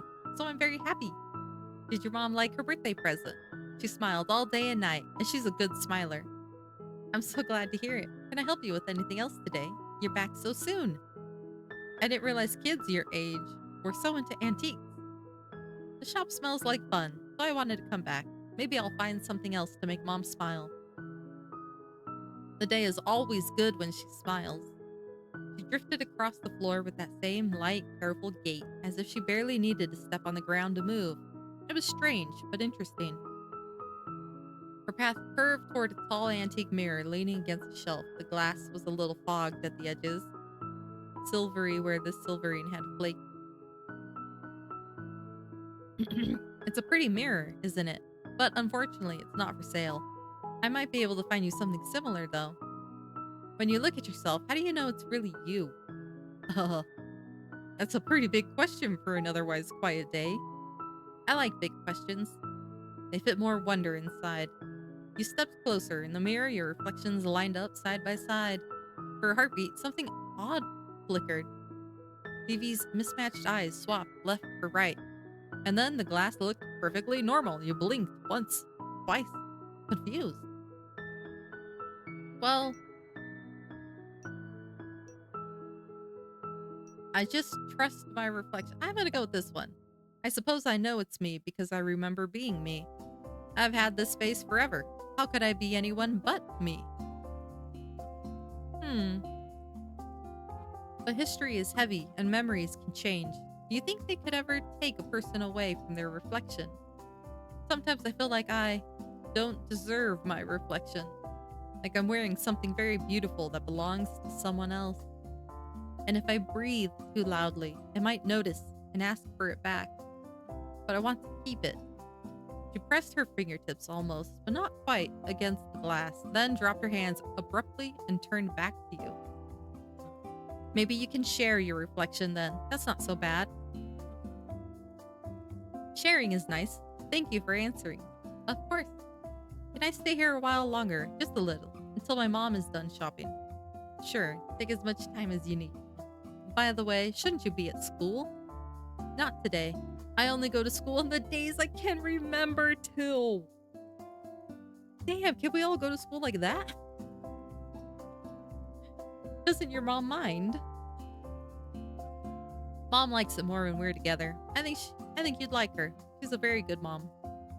Vivi wandered away from the mirror, her hands hovering over shelves until she paused at a display of small broken trinkets, waiting in a discount bin. There was a cracked porcelain doll head, a chipped teacup, and a wind-up toy, missing its faceplate. Can I touch these? Be my guest, they're too damaged to sell anyway. If you find anything you like, you can just take it. She crouched down and gently lifted the doll head, tilting it this way and that. Then she picked up the broken toy and studied the round space where its face had been once. Her mismatched eyes lit up with some curious idea. With surprising deftness, she set the porcelain head against the toy's body, pressing the edges until they fit with a strange, uncanny snugness. The toy stared back at you with wide, painted doll eyes, small key clicking faintly when Vivi gave it a twist. The figure lurched forward with a stuttering hop, then the borrowed face bobbing as if it belonged there all along. See, now they're both happier. The doll gets to move again and the toy isn't faceless anymore. It's better when broken things share their parts. Then no one has to be alone.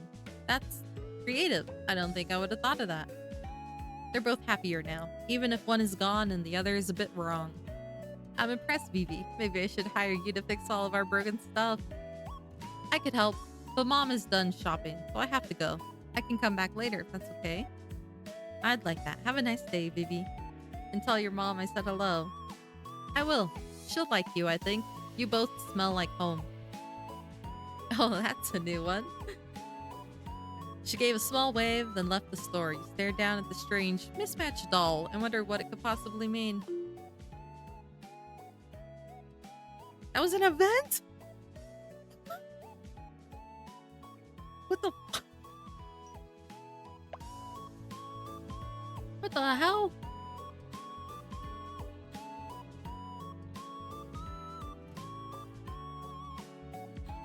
Oh no. Probably not haunted.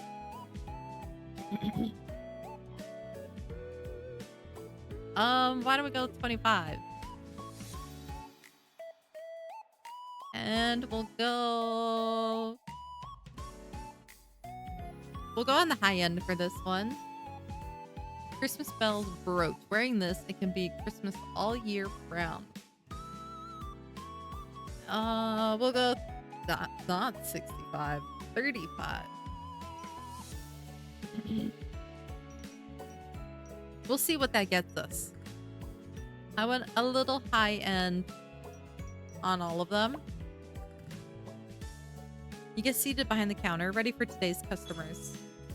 The bell chimes and a customer comes inside. Emmett, I was nearby, so I thought I'd take a quick look around. Welcome.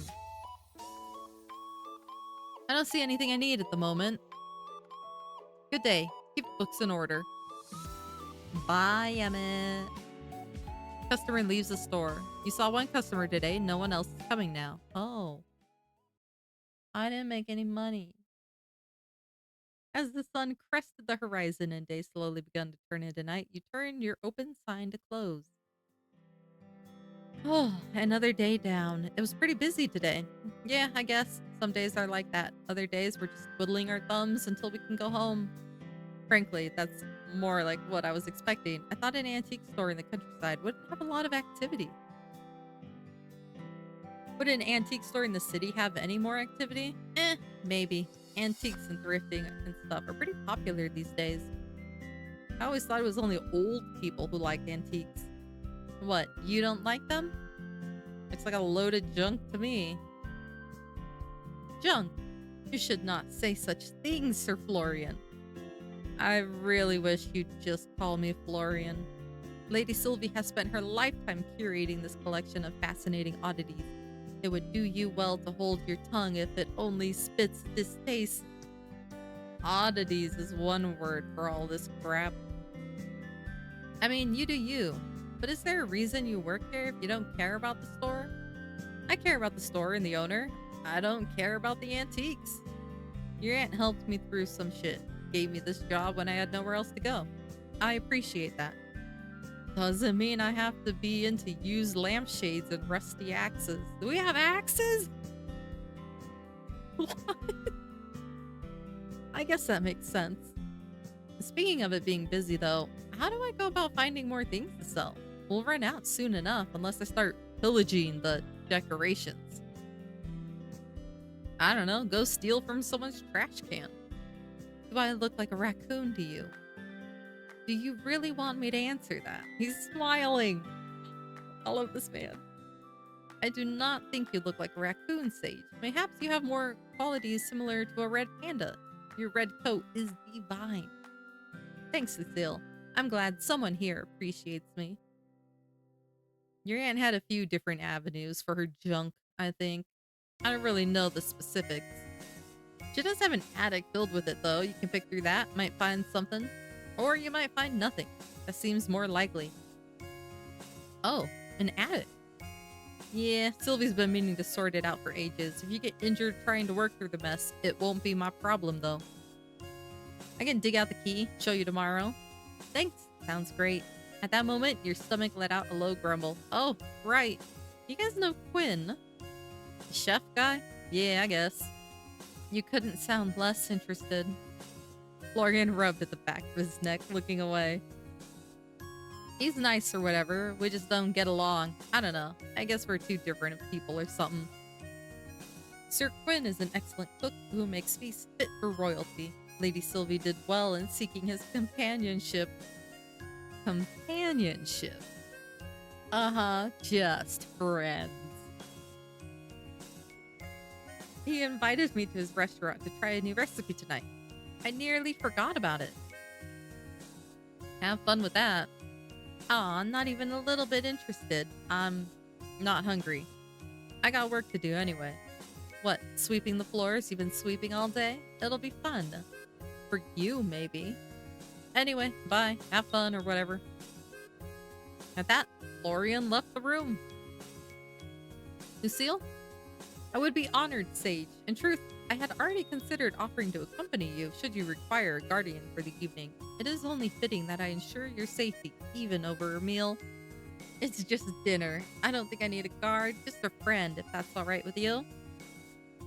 A knight's duty is not bound by circumstance, whether it be a dinner or a battle. I will gladly be your shield. But a friend, indeed, I would enjoy the company. Perfect. I still haven't managed to take a look around town, so having a guide will save me from getting lost. Sir Florian has not offered to show you around the settlement? Truly? Well, then please allow me to escort you through the town and show you its finest landmarks. No harm shall come to you while I am by your side. Sounds like a plan to me. Let's make a whole night of it. A night of it? I meant, sure, a night of it. What the hell? Okay. The town of Willowmist glowed softly under the moon as you and Lucille stepped out onto the main street. It was a lot brighter earlier. The air was cool and fresh, carrying the faintest hint of blooming jasmine and the earthy scent of the forest just beyond the town's edge. Somewhere, a distinct clock chimed the hour, its tones mellow and unhurried. Couldn't help but think that time seemed to feel slower here.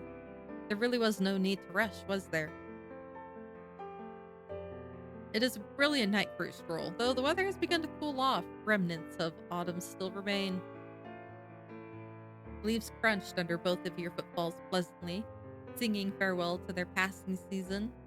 So, Lucille, how long have you lived in Willowmist? Sorry, my throat was like... I don't have anything else to drink. I have been here for a hot minute. I believe it has been around 3 months now, give or take. Wow, that's very recent. What brought you to town? It is a long and peculiar tale, Sage. One I am not certain you will believe. What is she, like a time traveler? Is everyone some sort of fantasy thing? But if you wish to hear it, I shall tell it true. This must be related to why she thinks she's a knight. I'd be happy to hear it. Very well, 3 months ago, I was not in Willowmist. In fact, I was not in this world at all. At least, not as it is now. I hail from a time long past, an age of kings and castles, of honor, and oaths sworn beneath banners fluttering in the wind. You stared at her, still trying to gauge whether she was pulling your leg or not. But Lucille looked completely and utterly serious. I was engaged in a most dire battle when the world itself seemed to shift beneath me. One moment I stood upon the battlefield, the next I awoke amidst the unfamiliar sights and sounds of this town. She got his guide! Oh my god! I like to think I'm easygoing, but time travel is a lot to take in. I understand your doubt, yet I have no reason to deceive you. This armor, these weapons, even my manner of speech, all relics of an age long forgotten. Surely you have noticed their antiquity. You're being serious, aren't you? I swear it upon my honor. When I arrived, I had no knowledge of this place or this time. The world I knew was gone, replaced by one of strange machines and customs. You can't seriously be telling the truth, right? A potential ghost in the store. Sure, a time-traveling knight and a vampire employee. Whom I love. But I guess she really doesn't have a reason to lie to me. I'll just go along with it for now. It's kinda nuts, you know? Indeed, it is kinda nuts. How'd you manage to adjust? That must have been a lot of change. With great difficulty, I assure you. Your aunt was the first to show me kindness. She took me in, clothed me, taught me the ways of this new world. Were it not for her, I might have been lost entirely. For reasons I cannot explain, I feel as though I was meant to be here. Perhaps fate has a purpose for me still. Yeah, it's to fight the ghost. Fight the ghost. Damn, that's one way to think about it. You're strong, you know that? Stronger than me. I wish I could go with the flow that easily. I am a knight, Sage. Adaptation and perseverance, or as you put it, going with the flow, are the very essence of survival. I have pledged my service to you not only out of duty, but because in this unfamiliar land you have given me purpose. For that, I am grateful. Why do you think you are not strong, Sage? I see no reason to doubt yourself so. Strength is not measured solely by the swing of a blade or the weight of one's armor. It lies in the choices we make, the burdens we carry, and the resolve to continue forward when the path is uncertain. I suppose so. When did you become a knight, Lucille? I was 7 when I was sent to the local lord's castle to begin my training. 7? That's so young. I'm 26 now. I feel like I've done nothing with my life and fear that I would choose wrong. So much time has passed me by. I've seen friends start families, get married, climb the career ladder. But I'm still the same as I was 8 years ago. Is that why you chose to come to Willowmist? I felt like something I could do, a choice I could make. So, I guess so. When I began my training as a squire, a trainer once said to me that there is no shame in fear, only surrendering to it. Your path forward may be unclear at times, Sage, but it is there all the same. Time spent on the journey is no waste.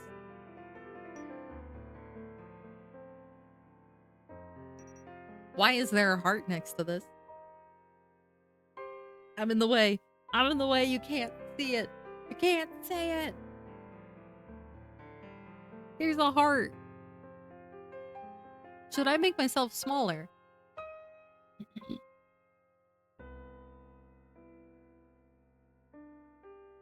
We're gonna be itty bitty today. We're gonna be itty bitty. Look at that. There's a heart next to it.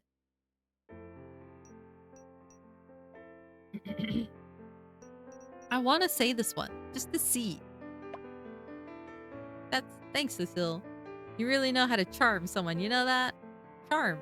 You honor me with your words. I merely speak from the heart. If it brings you some degree of comfort, then that as well. See, you're still doing it. The way you speak is so romantic. Romantic? I'm not sure how to explain it. You're just so effortlessly charming. I fear I have never thought of myself as charming. From a young age, my instructors considered me too harsh of tongue. There's no way we're talking about the same Lucille. I only strive to be honest and sincere in my words and actions. Though if my manner of speaking pleases you, then I consider it a gift I am glad to share. Man, 5 minutes with you and even someone with a stone heart would fall in love. Fall for me? Surely you jest.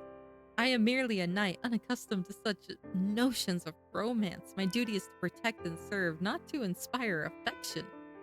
Well, consider me inspired. You watch as Lucille blinked a few times in surprise, her usual steady composure faltering for just a moment. Your words are most gracious, Sage. You have my thanks. I fear I've spoken too much and nearly forgot the purpose of our excursion. This way, allow me to introduce you to the fine establishments of Willowmist. Okay. Now I feel too itty-bitty.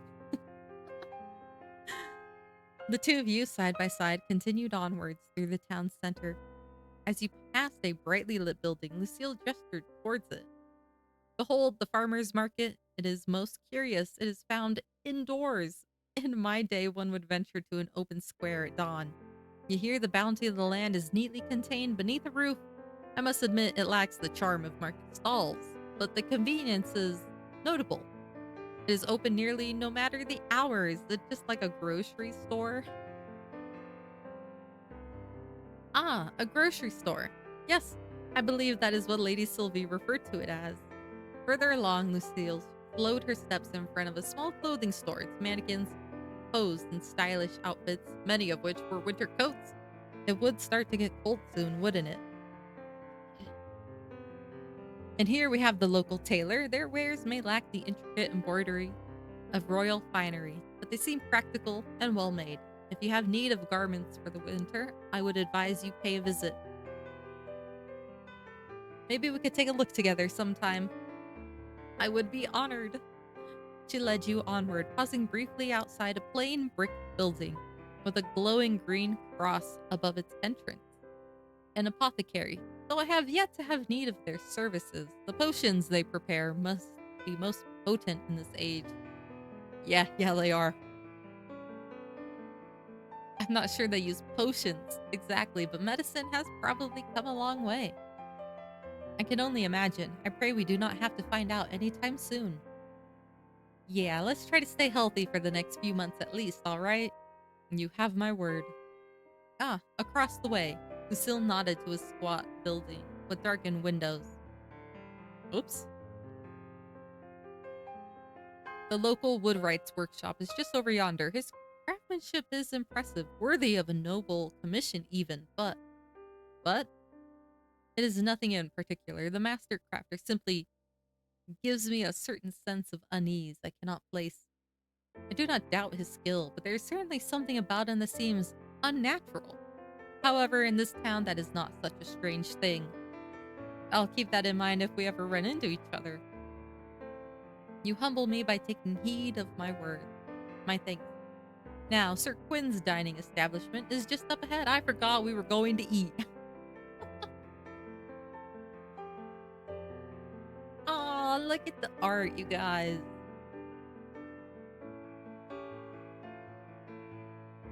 The atmosphere of the night seemed to change as you stepped into the silver oak. Yeah, okay, no. You were surprised to find it mostly outdoors, but that surprise was certainly not a disappointment. Strings of twinkling lights crisscrossed overhead, casting a soft golden glow that danced off wooden tables and the cheerful faces gathered around them. The air was rich with the mouth-watering aroma of sizzling meats, freshly baked bread, and the faint sweetness of roasted vegetables. Every now and then the scent of herbs and wood smoke wafted past, carried on the gentle evening breeze. Plates of food and frothy pints of beer made their way to tables, the clinking of glasses mingling with bursts of laughter and lively chatter. Someone at a table in the corner strummed a guitar. You came! Of course, how could I turn down the best chef in town? I brought a friend, I hope that's alright. The more the merrier when it comes to food, eh? Please, I reserved the table just for you. Sit. Before you could even place a hand on your chair to pull it out, Lucille had already done it. Allow me to do that for you? Ah, you're so well-mannered, Lucille. The world would be a better place if we had more people like you. I only help where I can, Sir Quinn. I'm losing my voice. Oh my god.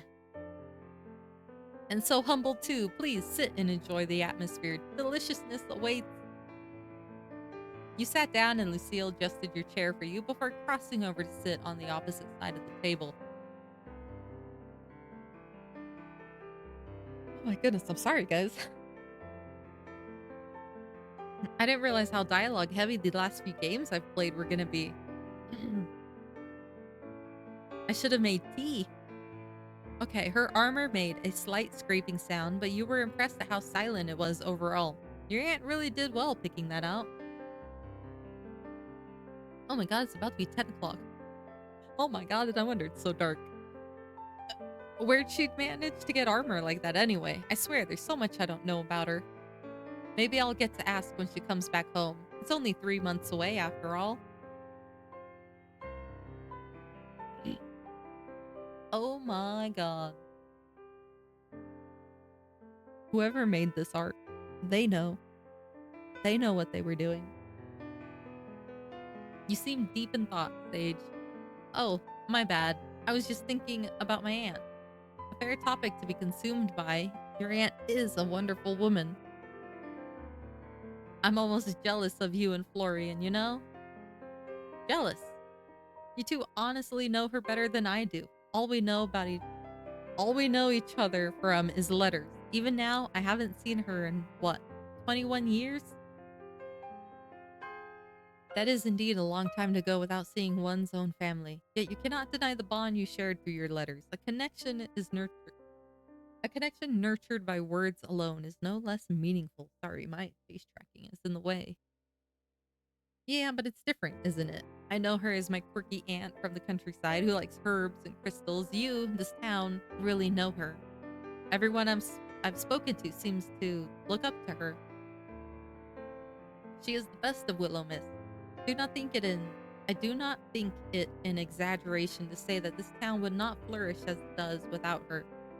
Big shoes to fill. You needn't fill her shoes. Only bring your own. Lucille leaned back in her chair, her eyes flickering away from you. Oh yeah, the artists knew what they were doing. Nevertheless, I understand the weight of time lost. Oh, probably better than anyone. I'm sorry. There is no need to apologize. Time, though it may slip through our fingers, grants us the moments we have now. And it is what we choose to do with those moments that truly matter.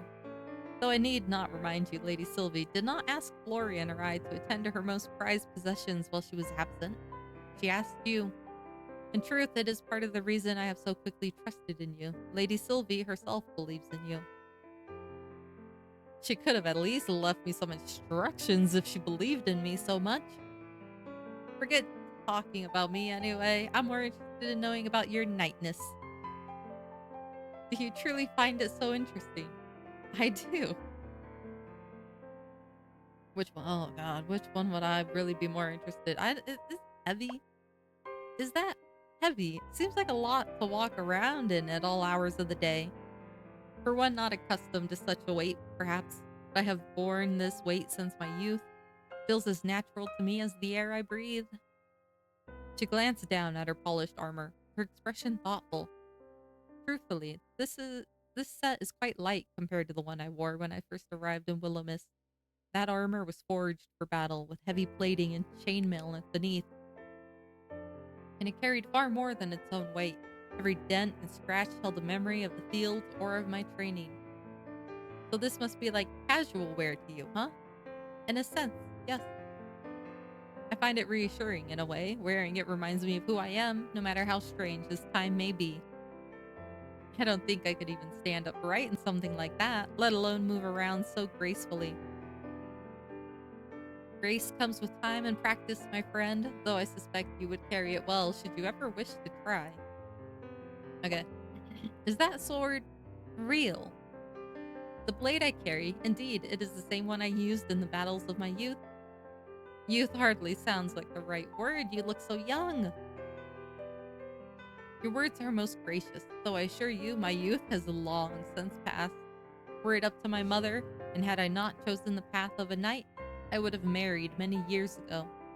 She often reminded me the sword makes a poor companion, though I suspect she underestimated how loyal a blade can be.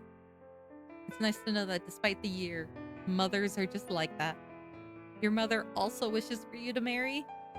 Probably. I think it has more to do with wanting grandchildren than wanting me to get married. But anyway, about that sword. You can really use it. Like, use it? I assure you my training has not gone to waste. This blade has seen me through many trials, and though I pray it will not be necessary in this time, I am prepared to wield it should the need arise. Okay. I don't think I'll need you to stab anyone, but I do appreciate the offer. I will endeavor not to stab anyone in your presence. Maybe just not at all. At that, she cracked a smile. I carry a sword not as an act of aggression, but a promise of protection. I would never harm another who was not deserving of it. I could hardly be called a knight otherwise. You're making me want to see you swing that thing. I bet it'd be real cool. Perhaps one day, should the need arise, I shall demonstrate. Until then, rest assured that my skill remains sharp. So, knights are allowed to get married. I'm sorry, but I gotta ask. Knights can get married? Indeed, though there are some limitations. We may not marry commoners, nor people of higher status, unless arranged by our lord. Huh? I guess I just thought knights had to, stay single, like monks or something. Not at all. While some knights do choose to forego marriage in favor of their duties, it is not a requirement. We are permitted to wed, provided the union aligns with the expectations of our station. Oh my god. Sorry, I need a bit of a break.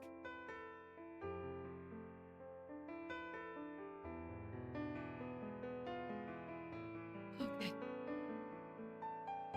Okay. So, what happens if you fall for someone who doesn't meet the rules? Then one must choose between desire or duty. It is not an easy decision, but a knight's honor lies in loyalty to their vows. How complicated. Here I thought modern dating was difficult. Such is the life of a knight, but I would not trade it for anything. Honor and duty are the cornerstones of my existence, and to stray from them would be to betray myself. So, does that mean you've never, fallen for someone? I Lucille's composure faltered for the briefest moment, her cheeks coloring faintly beneath her confident demeanor. No, I have always prioritized my duties above such matters. There was little time to entertain the notion of romance.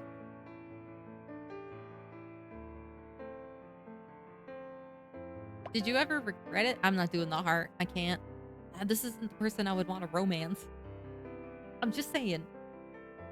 Regret is a strong word. I do not regret taking up my oaths. No, I believe this is the correct path for me. Even without romance, I have experienced the love of camaraderie, loyalty, and shared purpose.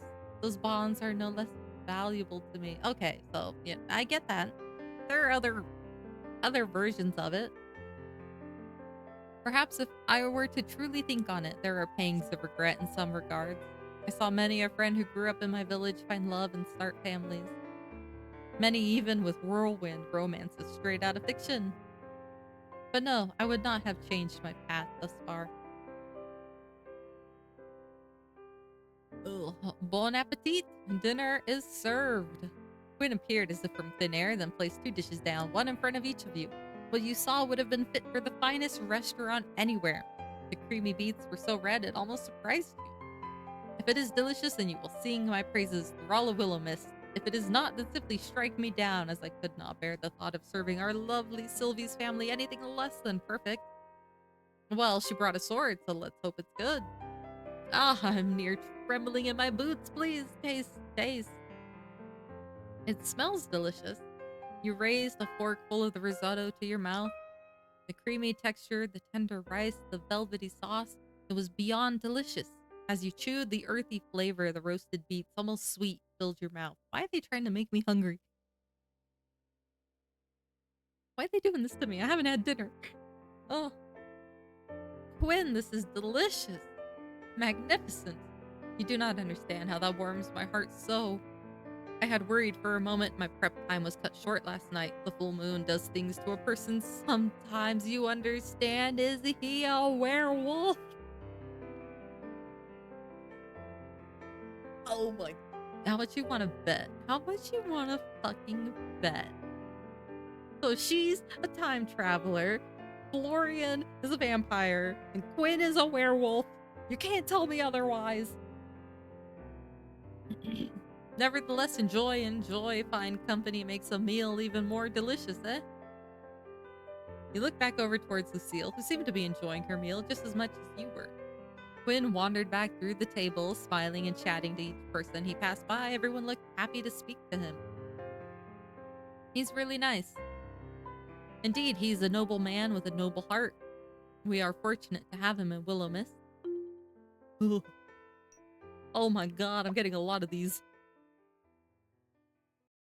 You continued eating, eyes passing over the various people that sat at the tables. There were all kinds friends, couples, families. The atmosphere was extremely pleasant. It was easy to fall into the town's rhythm. Absent-mindedly, you looked past Lucille's shoulder, your eyes locking onto someone sitting a few tables away from you. Huh, that guy does know how to cut loose. I guess he just doesn't like me in particular. Oh well, no loss there, I suppose. Watch it be like a twin. Hey, Lucille. Yes, Sage. Don't turn around too quickly, but do you know him? She spun around incredibly obviously. Sir Emmett, yes, he's often around at the store assisting Lady Sylvie. What do you think of him? Lady Sylvie believes him to be a man of his word and extremely talented in his work. So my aunt likes him. That's good. He's a bit cold. As far as I am aware, he is like that with most people. Sir Emmett likes to keep a professional distance from much of the town. I'm gonna make that man my friend. No, I won't. Well, his loss, honestly. I'm a ball to hang out with. That you are. Wait, really? I was just kidding. I've had a wonderful time with you. Putting that aside, however, perhaps it's time for us to take our leave. True. Both of your plates had long since been scraped clean, neither of you daring to leave even a single crumb behind. We'll have to do something to say thanks to Quinn. He didn't have to do all this. You both stand from the table, weaving your way past the other guests. As you passed Emmett, he looked up from his plate and met your gaze more directly than usual. Oh, Sage. There you are. I was hoping I'd run into you. You were. Yes. I've been meaning to say something. I've been thinking about it for a while. You're doing better than I expected. That's not bad. I mean, it's good. Oh, thank you? The store, the town, it's not easy. You make it look easier than it is. I don't think I've said that before. I should have. Are you feeling okay? I've never been better, Sage. Maybe a bit warm. Is it warm tonight or something? Or aren't we going into winter? Maybe it's just you. I'm warm? Yeah, you seem warm. I feel confused. What was I saying? Something about me being warm. Right, that. Is he drunk? You should stay. Oh, as fun as that sounds, I'm actually out with Lucille tonight. Ugh. Why? We were having dinner. I should have asked first. Next time, have dinner with me. I would like that. Good. That's good. Get home safe and don't forget you promised. You hurried away with Lucille waving thanks to Quinn on the way out. Lucille, I fear we may have just witnessed a real-life bona fide demon possession. Sir Emmett? You mean he was being uncharacteristically amiable? He shot me down instantly when I suggested hanging out together outside of work. Perhaps he had a change of heart. You are wonderfully charming. Thanks. I don't think so. Seriously, we need to call a priest or something. I shouldn't let that distract me though. Lucille, thanks for coming out with me. I had a great night. Food really is better with good company. You have my thanks for allowing me to accompany you, Sage. It's truly wondrous to get to know you as a person. Do you live far from here? Want me to walk you home? That will not be necessary. Please, allow me to walk you home instead. As your knight, it is my sworn duty to ensure your safety. To allow you to escort me instead would be unthinkable. Sorry, I'm losing my voice. I might have to call it soon. I haven't even made it to very much gameplay. Which is like, actually, I was hoping to like run the store more. I wish they had voices. I wish they would just speak to each other for me. Or even, not even 100% of the time, like 50% of the time. If they just had little bits of voices speaking it for me, dialogue-wise, I'd be so much better. Willowmist seems pretty safe and quiet, though. I don't think you need to ensure my safety or anything. It is a quiet town, yes, but even the stillest waters may hide unexpected dangers. As your companion, I cannot allow you to face the night unguarded. Seriously, it's like a 10-minute walk. 10 minutes or 1 hour, it matters not. My role as your protector does not end when the sun sets. Please allow me to fulfill my oath. You sighed, found it more amusing than anything. All right, you win, Miss Knight. Miss Lady Knight, sorry. Lead the way. As it should be, my lady. Sage. Lucille's voice softened, the faintest glimmer of a smile touching her lips as she gestured for you to follow. Together you stepped through the cool night air, the quiet streets of Willowmist stretching before you. Right, Sage. There we go, I am now safely deposited back home. All is well with the world. Now I feel bad letting you walk home alone. Please do not trouble yourself with such thoughts. If anyone even entertained the notion of harming me, I would be able to defend myself. And as you say, Willowmist is quite safe. Uh-huh. Then you agree you didn't need to walk me back. Safe or not, it is my duty to see you safely home, but I will admit, perhaps my insistence was not entirely selfless. I find that I rather enjoy your company. Her tone softened, a glimmer of warmth in her usually composed demeanor. Yeah, I'm gonna have to call it, guys. Let's get to the next day. Oh. So while it is my honor to fulfill my role as your knight, I must confess it is also my pleasure. Someone's a smooth talker. Only an honest talker, Sage. And now that you're safely home, my mission is complete. I bid you good night, with the hope that we shall meet again on the morrow. She offered a light bow, her golden hair catching the soft glow. Oh my god, I'm losing my voice. Her golden hair catching the soft glow of the night as she turned and begun her journey home, leaving you with a faint smile lingering on your lips. Man, she's really great. You turned towards your door, digging the old key out of your pocket. It was halfway turned in the keyhole when you heard voices within. I win and Florian loses. Someone owes me 5. What are you even gonna do with 5? You pushed open the door, peering curiously into the room. Ah, Jesus Christ, can you stop sneaking around in the middle of the night all the time? Maybe you should spend less time skulking about here in the dark then. Was someone else here? Huh? I thought I heard you talking to someone. At your comment, he rubbed the back of his neck, looking away. What weirdo would be hanging around here this late? You, for one.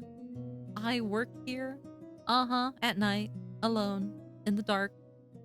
So, just talking to yourself then? Guess so. Anyway, I'm busy. You sure look it. How was dinner? It was lovely. Quinn is an amazing chef. You really missed out, you know? Oh. Yeah, I know. At that, Florian's face dropped. I'll get back to work. Oh, sure. Have a nice night. Don't leave it at that. Talk to him. Damn it, she left it at that. Son of a bitch. I was really hoping to have a little bit more conversation with him. I like him. Okay. You let out an audible sigh when you finally reached your home away from home. The weight of the day's events had finally begun to settle on your shoulders. Every day seemed to be like that lately. Now, dressed in your pajamas, you got yourself a nice cool glass of water, settled down on a chair. God. Willowmist sure was strange, and boy, you were enjoying it so far. I wonder what was up with Emmett, though. He said he'd stop by sometime. Maybe I'll get the chance to ask him. Maybe he really was swayed by my overwhelming charm. A gentle breeze reached you from the open window, and you closed your eyes, leaning back, enjoying the feeling. And then you heard rustling. Opening your eyes, you saw a piece of paper of some kind drift in on the wind before settling on top of the wardrobe. What the? Man, I'll close the windows if trash comes in on a breeze. You stood, then made your way over to the dresser, which you now realize was far too tall for you to reach the top of. Great. I'm gonna be stuck with trash forever. That won't annoy me at all. I guess I'll ask Florian for a ladder tomorrow. Maybe the storeroom has something. God. At that moment, a soft, gentle green glow began to envelop the piece of paper, and it slowly fell into your outstretched hand. I. What? It seemed to be a letter, although rather short. It read, "So, I might have gone a teensy bit overboard last night. It was supposed to be funny, not, glass smashing, hand slicing funny. Anyway, I'm really sorry I made you get hurt. I didn't mean for that to happen. Promise. I hope you're feeling better." At the bottom was a hugely elaborate signature you couldn't quite make heads or tails of. What in the uh teensy bit overboard? Is this Florian pranking me or something? Right, Sage. This has got to be Florian. If it's not Florian, then you glanced around the room, half expecting someone to jump out laughing. But the stillness of the room answered with silence. Your gaze returned to the letter as a sinking realization began to settle in. If it's not Florian, then no one else knew about the glass. Someone was in here. There is a ghost. Hey, ghost, once again, I'm really chill. No one answered. Well, I'm going to sleep now. Please don't steal my soul or anything while I'm asleep, alright? I promise it won't taste good. Great, I'm going insane. Mhm. You quickly crawled into bed, settling into the soft sheets. No ghost disturbed you as you fell into yet another deep, restful slumber. I'm gonna have to call it. This has been like 2 hours of me talking the whole time. Um, how do I how do I save is the question. Oh my god, is this everything we've talked about?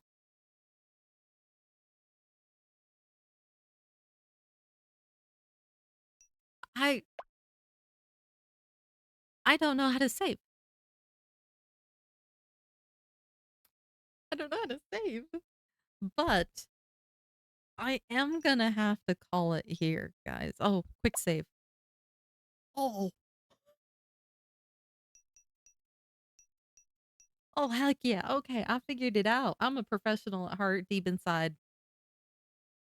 You guys, I'm gonna call it here.